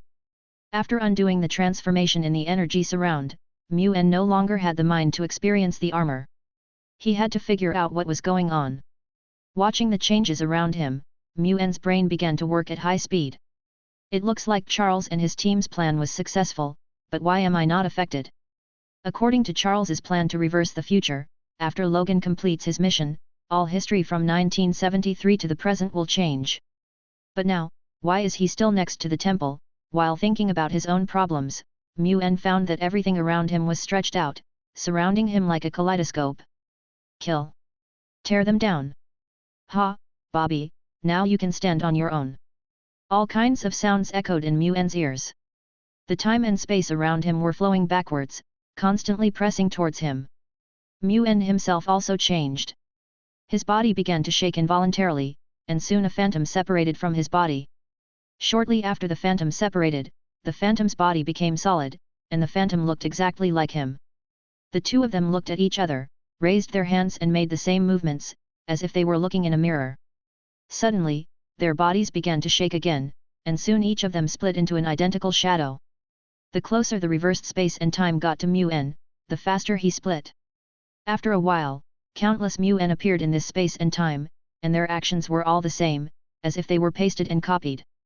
What's wrong with me? Or what's going on in this space and time? Mu-En knew that the reason why he became like this was because of this space and time, but he didn't understand why he had changed like this. There are so many of myself around me, what is going on?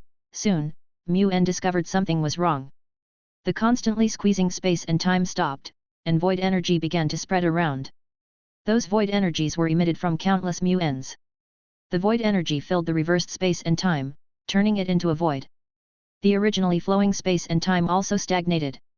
In this void, Mu-En found that everyone around him had changed. They were no longer taking the same actions as him, but were taking different actions. Just as Mu-En was wondering, the void began to collapse, and one by one they fell to the ground and turned into void energy that gathered towards Mu-En. Mu-En opened his eyes wide and released strong light, and a large amount of void energy floated out from his eyes. Countless void energies poured into his body, making Mu-En roar. He felt that the energy in his body was as real as substance, and many inexplicable memories also appeared in his mind. These memories were all things he had never experienced, and seemed like they were everything his other selves had experienced. But Mu-En couldn't make any judgment. More and more Mu-En turned into void energy and merged with himself. The physical and mental pain was madly accumulating, and his painful roars echoed throughout the space and time. After countless Mu-En merged together, Mu-En finally couldn't hold on and passed out, but his body didn't fall down. Instead, it was suspended in the air surrounded by void energy. OULL. Countless voices sounded at the same time, coming out of Mu-En's mouth. The sound echoed in this imprisoned space and time, causing the void energy in his body to gradually dissipate. After a while, Mu-En woke up from his coma. Although he was still a little confused when he woke up, he soon understood what had just happened. Those phantoms that split out from his body were all himself. They appeared after he took different actions. They were himself at different times. The reason why these selves appear is because of this reversed time and space. He had been away from this world for 60 years. Originally, there was nothing wrong with his return, but the sudden change in the timeline made it impossible to rewrite the history of Mu-N's existence. This piece of time and space began to reject him, trying to eliminate Mu-N's influence, but the strong fluctuations of time and space evolved into countless Mu-Ns, and countless possibilities emerged. And under the attraction of the void energy, all possibilities gathered together, making Mu-N the only existence. Oh, eternalism! Mu-N smiled and shook his head. He didn't expect that this time and space would make the theory of eternity a reality. His power might not have increased much now, but he had become the only existence of eternity. According to the theory of eternalism, Mu-N is like Schrödinger's cat, both dead and alive. However, he is different from the unlucky cat. Unlike that cat, his life or death will not be determined when he is observed. No matter when he is observed, he will be alive. It can be said that Mu-N obtained an alternative kind of immortality, an immortality that would allow him to be reborn the moment he was killed. I didn't expect there would be such a pleasant surprise. He had not expected to gain eternal life, but now he had to think about how to leave this reversed time and space. Gently stroking the space-time turbulence, the originally distorted space-time turbulence presented a picture of a little girl about to be shot by a bow and arrow. I'm afraid this little girl is going to die. As he was speaking, the space-time turbulence suddenly recovered, and Mu-N stumbled and fell into it. In the forest, a little girl snuggled in her mother's arms, crying to Eric, who was arrested by the police. Don't leave me. I won't let them take you away. Birds in the forest gathered from all directions and flew towards the policeman. Nina, stop it, Nina. The mother hugged Nina and comforted her, trying to get her daughter to stop and drive the birds away. And a policeman who was attacked by a bird, drew his bow in defense and accidentally shot an arrow. Just when the arrow was about to hit Nina and her daughter, a huge figure flashed by, and the mother and daughter disappeared in an instant, leaving only the arrow stuck in the soil. Nina! Magda! Eric shouted loudly. He wanted to make sure whether his wife and daughter were safe, but to his despair, there was no voice from his wife and daughter. They were abducted by the huge figure. Chapter 86, Meeting an Old Friend Again. Mu-N didn't know what happened in the turbulence of time and space. He just felt himself stagger and there were something more around him. But he couldn't see what was extra. The space-time turbulence around him became blurred. Suddenly, a purple light appeared in the space-time turbulence. His body seemed to be pulled, and in a blink of an eye, he appeared in a corridor. The moment he appeared in the corridor, flames gushed out in front of him. Am I in the explosion? As he thought about it, the void energy on Mu-N's body flashed and instantly transformed into limbo. Exile. An invisible crack energy in his hand wrapped up the exploding flames, and then the powerful explosion spread outward through Mu-N. However, the flame did not have any destructive power. After the explosion completely subsided, Mu-N turned around. You. The people in front of me looked familiar. After thinking for a while, I realized that they were Hank and the others. Hank, Alex, can any of you explain to me what's going on? As he spoke, Mu-N changed back to his normal form, revealing his true face in front of Hank and the others. Mu-N? You're not dead! Hank and others shouted in surprise. The last time they saw Moon was in the battle 20 years ago. However, they all witnessed with their own eyes that Mu-N died in the explosion caused by Xiao's death. They did not expect to see Mu-N again 20 years later. Well, you are still the same as before, but can someone explain to me what is going on? Because of the turbulence of time and space, he was a little confused about what was happening. Oh, right. Hank slapped his forehead and explained, Charles was taken away, and Eric was among them. By the way, are these your wife and daughter? Hank tilted his head and looked at Mu-N, who saw a mother and daughter who were in a coma. When he saw the mother and daughter, Mu-N finally understood what he had brought out from the turbulence of time and space. This mother and daughter were the ones he brought out inadvertently. I don't know them either. Maybe I brought them here accidentally when I got here. Mu-N shrugged. He was also a victim of the time and space turbulence, but he had seen the appearance of that little girl in the time and space turbulence. She was the little girl who was about to be shot by the arrow. It seemed that he had saved this girl by accident. As they were talking, the mother and daughter suddenly woke up and looked at everything around them in horror. Don't worry, we mean no harm to you. Mu-N comforted the two of them. After all, he was the one who brought these two people here, and he was responsible for their safety. With his comfort, the conditions of the mother and daughter were obviously much better, but the little girl seemed to have thought of something and her eyes turned red and she burst into tears. Dad, I want Dad. Nina, it'll be okay. Dad will be okay. He will come back to find us. He will. Magda hugged her daughter tightly and comforted her. They didn't know where they were and could only stay calm and wait for their husbands to come. Excuse me, what is your husband's name? Maybe I can take you back. It's not a good idea to let this mother and daughter stay here. It would be better to send them back as soon as possible. But Magda was very wary of them, and she knew her husband's true identity, so she just held her daughter in silence. Seeing that the other party had no desire to talk, Muen simply stopped chatting with them. He could only determine from their language that they were from Eastern Europe. He no longer paid attention to them and looked at Hank and others again. You said Charles was kidnapped? When did it happen? Just before you showed up, Alex tried to stop them, but he missed them and blew up the energy device of the academy instead. Hank's words made Eric scratch his head in embarrassment. He didn't expect Eric and the others to leave so quickly. But this made Muen speechless. He was probably sure of what the situation was now. If he remembered correctly, the person who kidnapped Charles should be the so-called ancestor of mutants, Apocalypse. Thinking of this, Muen suddenly looked at the mother and daughter behind him. There was something he needed to confirm. Is your husband Eric? AKA Magneto? Hearing Muen's question, Magda was a little stunned, then turned her head and kept silent. It seems that they are right, they are Eric's wife and daughter. I didn't expect it to be such a coincidence that the people who were accidentally rescued in the turbulence of time and space turned out to be Eric's family. Don't worry, you hadn't met Eric when we met him. Muen smiled and shook his head, then turned to look at Alex on the side. Don't be happy, show your skills to the little girl. At Moon's request, Alex shot out a red energy ray from his fingertips, drawing a strange-looking kitten on the ground. All these people you see are mutants, so you don't have to worry. After seeing the red energy ray in Alex's hand, Magda let down her guard a lot. Although she is just an ordinary person, her husband and daughter are mutants, and she is relatively close to mutants. My name is Magda. She is my and Eric's daughter. Her name is Nina. She is also a mutant. Everyone was stunned when they heard Magda's answer. They didn't expect that the people Muen brought were Eric's family members. At this time, Riven came over and half knelt beside Nina. Her body surged like ripples, and in the blink of an eye she turned into Eric's appearance. Your father looked like me now, right? Facing this woman who suddenly became her father, Nina nodded slightly. This is what her father is like, both in appearance and voice. I think I know who the culprit is.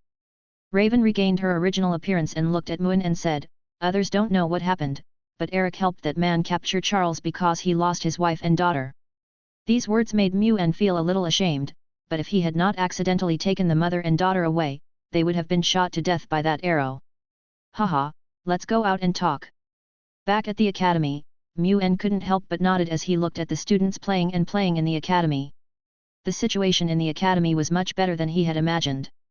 Is the professor here? The speaker was a silver-haired young man wearing goggles.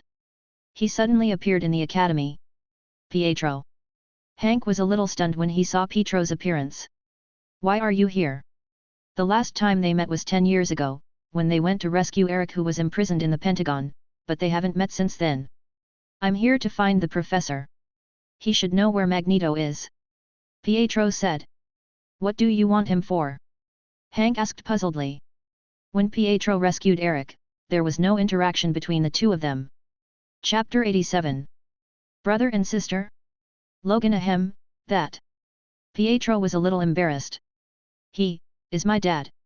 What did you say? Hank's eyes widened, he was shocked by the news. How could Pietro be Eric's son? If so, why didn't he recognize him back then? I only found out about it later, during his speech that day, Pietro said awkwardly. Everyone was silent. Eric's wife and daughter were here with them. This situation was too awkward. Brother, are you also father's child? Nina came over, tugged at Pietro's pants, and asked curiously why she had never seen this brother before, nor heard her father mention him. Pietro was even more confused. Who was the father of this girl? Why did she say that she was her father's child? Could she be Magneto's daughter? She is. Well, it's just what you imagine. Hank spread his hands in response. Eric's two children met, but no one thought it was a good time. Is this my half-sister? Pietro frowned and looked at Nina. Was his father starting a new family again? Just as he was about to ask, the sound of a helicopter propeller was heard in the air outside the academy. There's an armed helicopter outside. Some students came running to report that they saw an armed helicopter flying towards them. Did you do something you shouldn't have done? Moon turned and looked at Hank and the others. These people were with Charles before. They must have done something to attract the military to send armed helicopters. Well, before Charles was abducted, we used the brainwave enhancer to search for someone, but Charles seemed to be controlled and couldn't be stopped. In the end, it was Alex who destroyed the brainwave enhancer with his energy pulse, and it stopped. Maybe someone controlled Charles to do something during that time.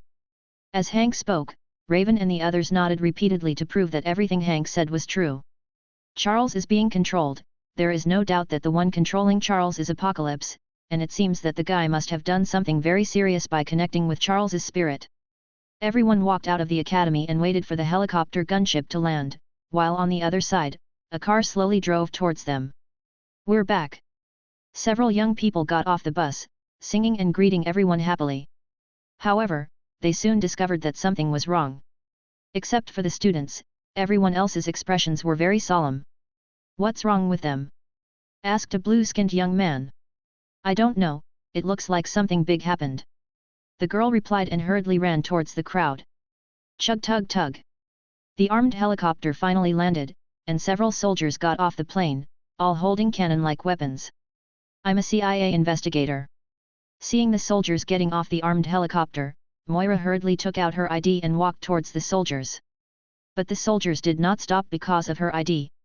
The leading officer said something to the soldiers around him, and the moment he looked at everyone, he shouted, "Open fire!" Boom! The weapons in the hands of several soldiers released intense sound waves, and at the moment of the explosion, everyone fell unconscious to the ground. Only Muen was still standing there, watching them quietly. Clap clap clap! Muen applauded the soldiers' performance. He raised his feet slightly and turned into a ray of light, instantly appearing in front of the officer. There's nothing wrong with your approach when facing mutants of unknown strength, but what happened to alert the army? In response to Muen's questions, they did not answer, but instead pulled out their weapons and aimed at Muen.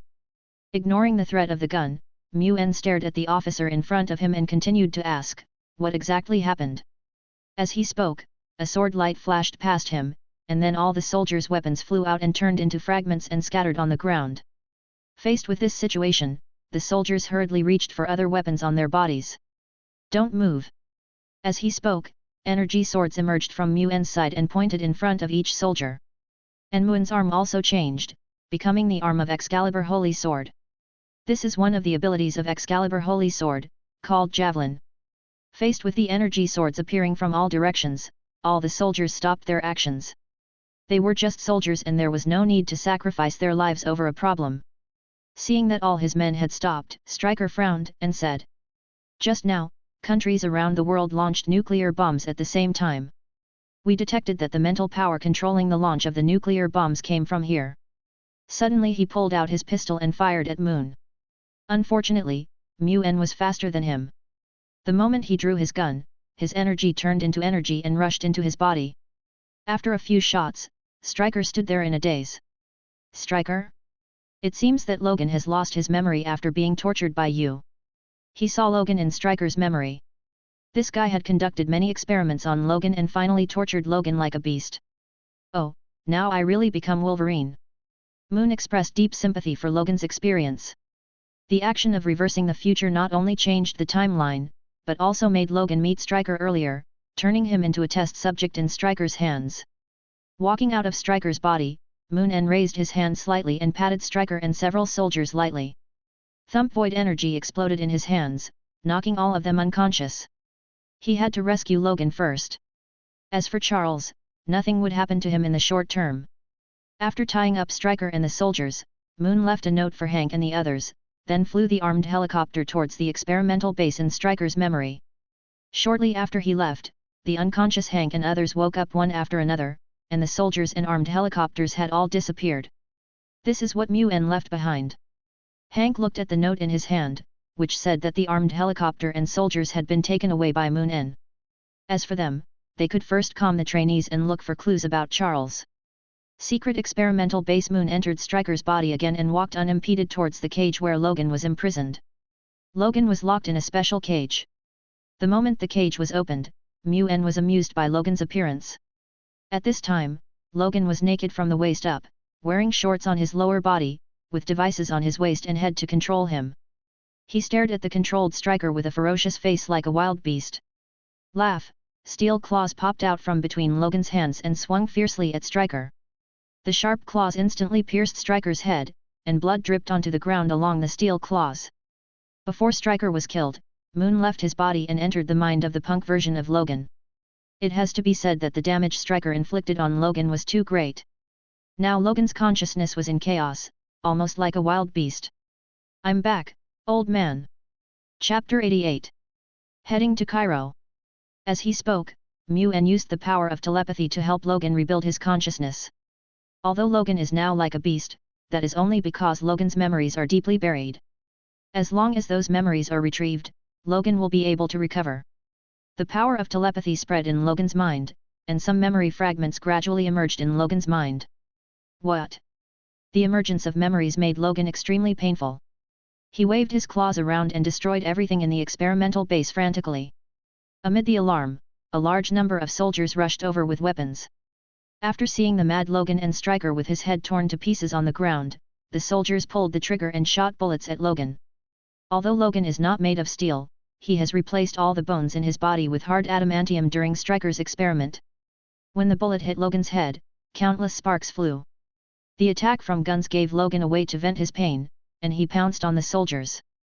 Logan allowed the bullets to cause damage to his body, and under the attack of the gun, he swung his steel claws to pierce and tear the bodies of the soldiers apart.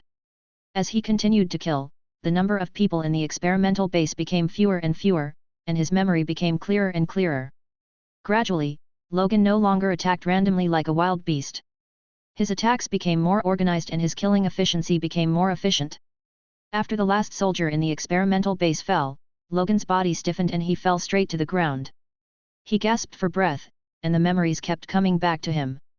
Suddenly, a trace of energy emanated from his body, gradually condensing into the shape of Mu-En. Hey, how does it feel to change your equipment? Mu-En leaned against the wall and looked at him with a smile. The last time they met was in the future in 2023. At that time, Logan didn't recognize him because of amnesia. Looking up at Mu-En, Logan smiled. Haha, you are still alive. When Mu-En was killed in the explosion, he was still a little sad. However, one day he suddenly realized that the situation when Mu-En died was as abrupt as Mu-En's appearance. From then on, he felt that Mu-En was still alive, but he just didn't know where Mu-En was. And now Mu-En was indeed standing in front of him, and his guess about Mu-En was correct. Well, my situation is a bit complicated. I'll tell you when I have time. As soon as he finished speaking, Mu-En noticed that Logan's expression was wrong, as if he was listening to something. Logan's expression became solemn. He got up from the ground and turned to look at Mu-En. Did you hear that? Charles is broadcasting using his telepathic abilities. Seeing Mu-En's helpless expression, he remembered that Mu-En was an insulator of mutant abilities, and no ability could connect with him. Charles must have been caught. He is notifying everyone to protect the weak. That's it. Mu-En raised his eyebrows. I thought it was something important. I know he was taken away. I even know who took him away. According to common sense, Charles would not be able to release such a wide range of mental abilities without a brainwave enhancer. But now he is in the hands of Apocalypse. With Apocalypse as the ability amplifier, it is very easy to do such a thing. Let's go. I don't think Charles can hold on for much longer. Moon-En turned around and walked towards the hangar. After all, Charles was an old friend, and he couldn't let him die like this. Besides, he also wanted to meet the ancestor of this so-called mutant. The two men came to the hangar, found a fighter plane and prepared to set off. Logan also took a flight suit. After all, he was naked now, and it would not look good to walk onto the battlefield like this. Soon, Mu-En took off from the experimental base in a fighter plane.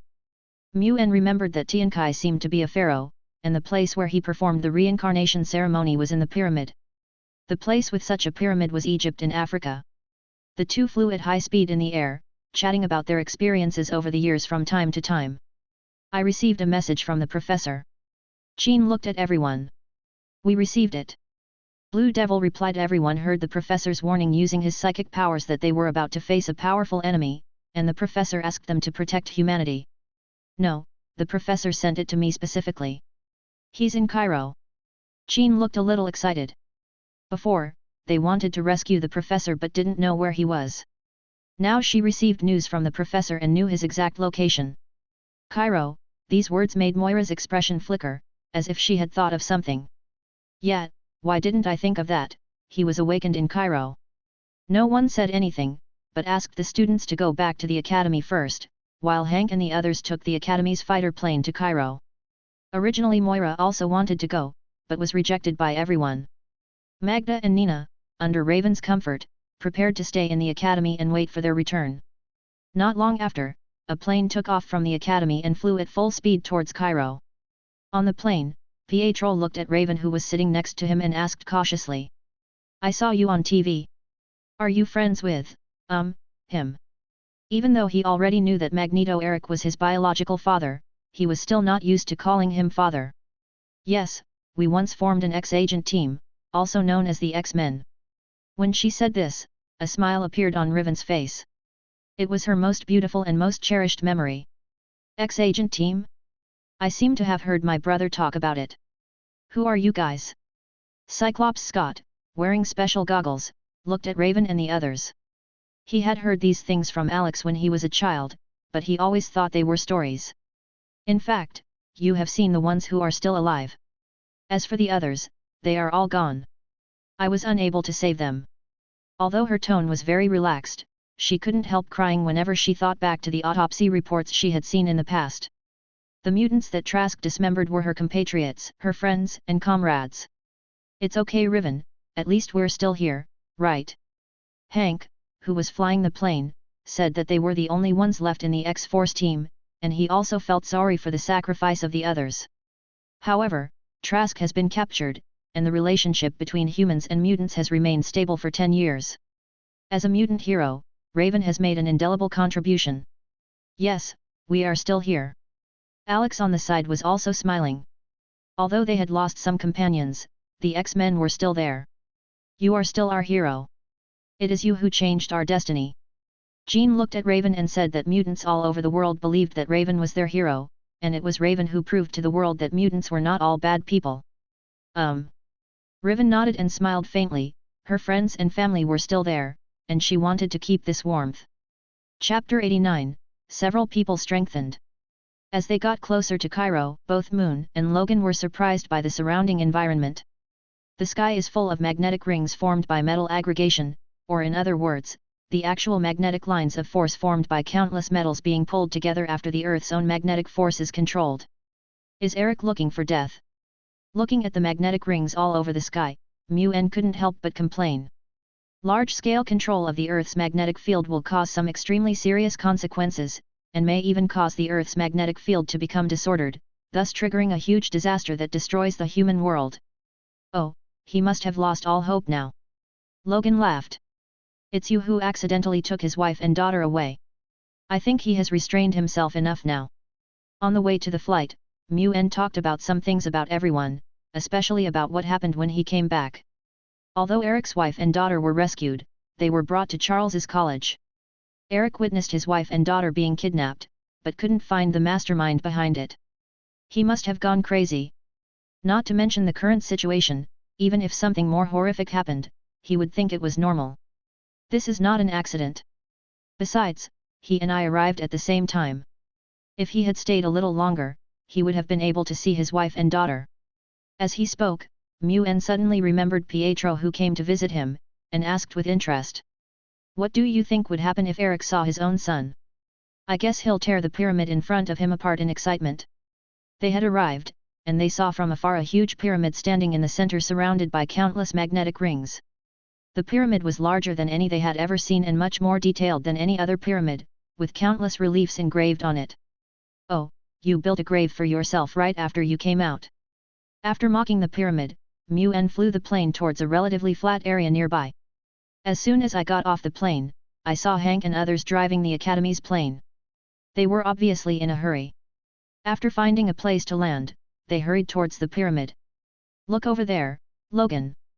Moon pointed at a silver-haired young man among Hank and his men and said, he is Eric's son. I am looking forward to Eric's expression more and more. Ha ha ha, you still have such a bad taste. But I probably won't be able to get through to Eric. As he spoke, a steel claw popped out from his hand and waved in front of him. Now the metal all over the sky has proved Eric's strength. With his bones made of adamantium, he would be asking for trouble if he went to fight Eric. Haha, I'm going to the theater. As soon as he finished speaking, he disappeared from Logan's sight in an instant. Logan didn't care much about it. He had long been accustomed to Mu-En's elusiveness. Twisting his neck, Logan smacked his lips and walked towards Hank and others. It felt weird without a cigar in his mouth. On Hank's side, Pietro helped Raven disappear from the crowd in an instant. Raven wanted to persuade Eric, while Pietro wanted to take a closer look at his biological father. As soon as they left, a thunderbolt struck, and a white-haired woman descended from the sky with the thunder and stood in front of everyone. Like Eric, Ororo's abilities were greatly enhanced by the power of Apocalypse. Under her control, lightning continued to fall towards everyone, forcing Hank and the others to dodge everywhere. And this was just an appetizer. Ororo raised her hand slightly, and countless dust rose up around her. It turned into a storm around her, rolling up the cars and sand and gravel in the surrounding ruins and attacking everyone. Faced with the lightning falling from the sky and the oncoming cars and gravel, Alex was the first to step out and fight back. 2 red energy shocks shot out from his fists, and the flying cars and gravel were instantly pierced by his energy shocks. As he moved, these flying objects were blown up one after another. Behind him, Scott also reached for his glasses. He couldn't use his abilities as freely as his brother, but with these glasses, he could control his abilities freely. Snort red beams shot out from his eyes, and as his head turned, he and Alex destroyed all the flying objects. Hank hugged a huge wall and spun around, then suddenly threw the wall towards Ororo, who controlled the storm and thunder. Faced with the flying wall, Ororo, who was participating in the battle for the first time, was frightened and for a moment he even forgot to use his ability to dodge. He just kept backing away, and in a panic, he lost his balance and fell into the ruins. Ah! Help! Along with a scream, a pink energy penetrated the flying wall and split it in two. When the dust cleared, a woman holding a pink energy sword stood in front of Ororo. Thank you, Psylocke. Ororo thanked her repeatedly. If Psylocke hadn't cut through the wall, she would have been crushed to death by the wall. It's okay, let's get rid of them together. As soon as she finished speaking, the pink energy sword in Psylocke's hand instantly turned into a long whip, and as she swung it, it lashed towards Alex and the others. The whip was very powerful. When it swept across the broken walls and ruins in the ruins, it instantly cut them off, leaving a smooth cut. Everyone, be careful! Hank shouted, throwing himself to the ground to avoid the attack from the whip, which was more powerful than he had expected. But the whip seemed to be blocked by something and was held taut in the air. No wonder Mu-En has been complaining about you all the way, your fighting ability is still as bad as ever. Logan wrapped his steel claws around the whip and laughed at everyone. Logan? You're here too. Hank was pleasantly surprised to see Logan. 10 years ago, Eric had thrown Logan away somewhere and they had been looking for him for a long time but couldn't find him. Not only me, Mu-En is here too. Logan glanced in the direction of Raven and the others, exerted force with his arms, and used the long whip wrapped around his claws to pull Psylocke over. While they were fighting fiercely, Raven and the others were in a stalemate. Pietro was helpless against Eric's magnetic field and he couldn't get in at all. What are you doing here? And Raven? Pietro's attempt to break through the magnetic field was naturally sensed by Eric. When he saw that it was the young man who had rescued him from prison, he asked in a cold voice. Pietro seemed a little embarrassed. He didn't know how to say I. He's here to look for his father. Mu-En's voice rang in their ears, and then he appeared in front of the magnetic field. He raised his hand and gently flicked the magnetic field surrounding countless metals. A huge hole appeared in the magnetic field that originally repelled other people. Walking in with a smile on his face, Mu-En held up 2 fingers and looked at Eric. 2 pieces of news. First, his father is the famous Magneto, that is you. Chapter 90, Sword Breaks the Pyramid. When Eric saw that it was Mu-En, he was a little stunned. After hearing what Mu-En said, he looked at Pietro in disbelief. You are my son. Yes, that's right. Pietro hesitated for a moment. I just wanted to see you again. Last time I didn't know the relationship between us. After receiving Pietro's affirmative answer, Eric seemed to be frightened. The magnetic field around him dissipated instantly, and the magnetic rings floating in the sky also lost control and scattered from the sky. What's your mother's name? Natalia Maximov. This familiar name echoed in Eric's mind. It was a woman he met a long time ago. They were deeply in love at the time, but his hatred for Shaw made Natalia gradually fear him, and finally she ran away from him. He didn't expect that Natalia was pregnant at the time and raised their child alone. Ahem. Mu-En coughed twice and continued, one more thing, your wife and daughter are still alive. At this point, Mu-En seemed a little embarrassed, and Riven even laughed. She could already imagine Eric's inner thoughts. The reason why he became like this was because of the disappearance of his wife and daughter. Now that she knew the culprit, she didn't know what would happen. Sure enough, after hearing the news that his wife and daughter were still alive, the magnetic field around Eric suddenly went into turmoil. The scattered metal flew back into the sky, gathered together and twisted continuously. He's right. I met Sister Nina and Aunt Magda at Xavier College. Pietro testified for Moon.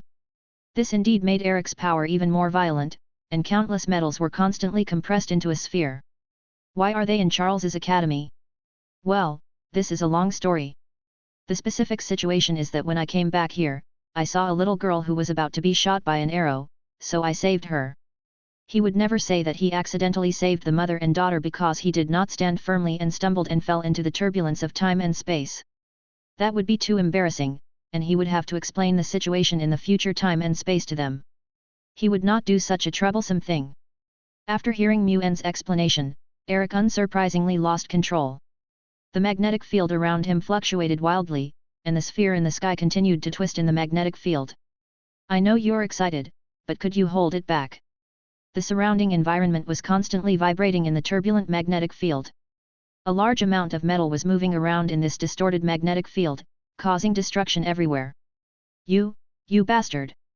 An enraged Eric rushed towards Mu-En, raising his fist to hit him on the head. Don't blame me. I saved both mother and daughter. And if you had left a few seconds later, you would have seen them. Mu-En raised his hand and grabbed his fist, instantly cutting off Eric's connection with the surrounding magnetic field. He couldn't connect the slightly irritable Magneto in front of him with the kind-hearted old man in the future. But there is one thing that Eric has maintained well, and that is his fighting skills, which are only slightly better than those of ordinary people. Haven't you ever thought about improving your fighting ability over the years? You are still the same as you were 20 years ago. Although Eric's ability was enhanced by Apocalypse, it was still a mutant ability after all. Just like Charles's global broadcast before, it still could not affect him. Instead, he easily cut off Eric's connection with the magnetic field. Feeling that he was disconnected from the surrounding magnetic field, Eric gradually calmed down. Although he hadn't seen him for 20 years, he still remembered what Mu-En's ability was. The power to isolate mutants made any mutant seem extremely powerless when facing Mu-En. That's right. Mu-En turned and looked at the huge pyramid. Speaking of which, you guys are pretty good at playing house. He knew what the Great Pyramid was used for, and Apocalypse and Charles were inside the Great Pyramid. Your family is still here. Why don't you go save Charles now? If I'm not mistaken, he's about to die. This made Eric realize that his family was still there, and he even saw his son. The only one in crisis now is his old friend Charles. Now that the Apocalypse transfer ceremony has begun, Charles will surely die if it is delayed any further. Thinking of this, Eric was no longer in a daze. He controlled the magnetic force and flew towards the sky. He wanted to tear down the big pyramid. Hee. Moon smiled and looked at Riven and Pietro. The reminiscing is over. Now you can join the battle. As he spoke, Mu-En turned into energy and dissipated from in front of the two people. He remembered that there was a special device in Apocalypse's pyramid that could absorb sunlight and convert it into special energy to help Apocalypse complete the soul transfer. This was something that could extract the essence of I, and he would not turn a blind eye to it. Flying towards the pyramid at a high speed in the air, Moon's whole body was bathed in void energy and turned into Excalibur Holy Sword.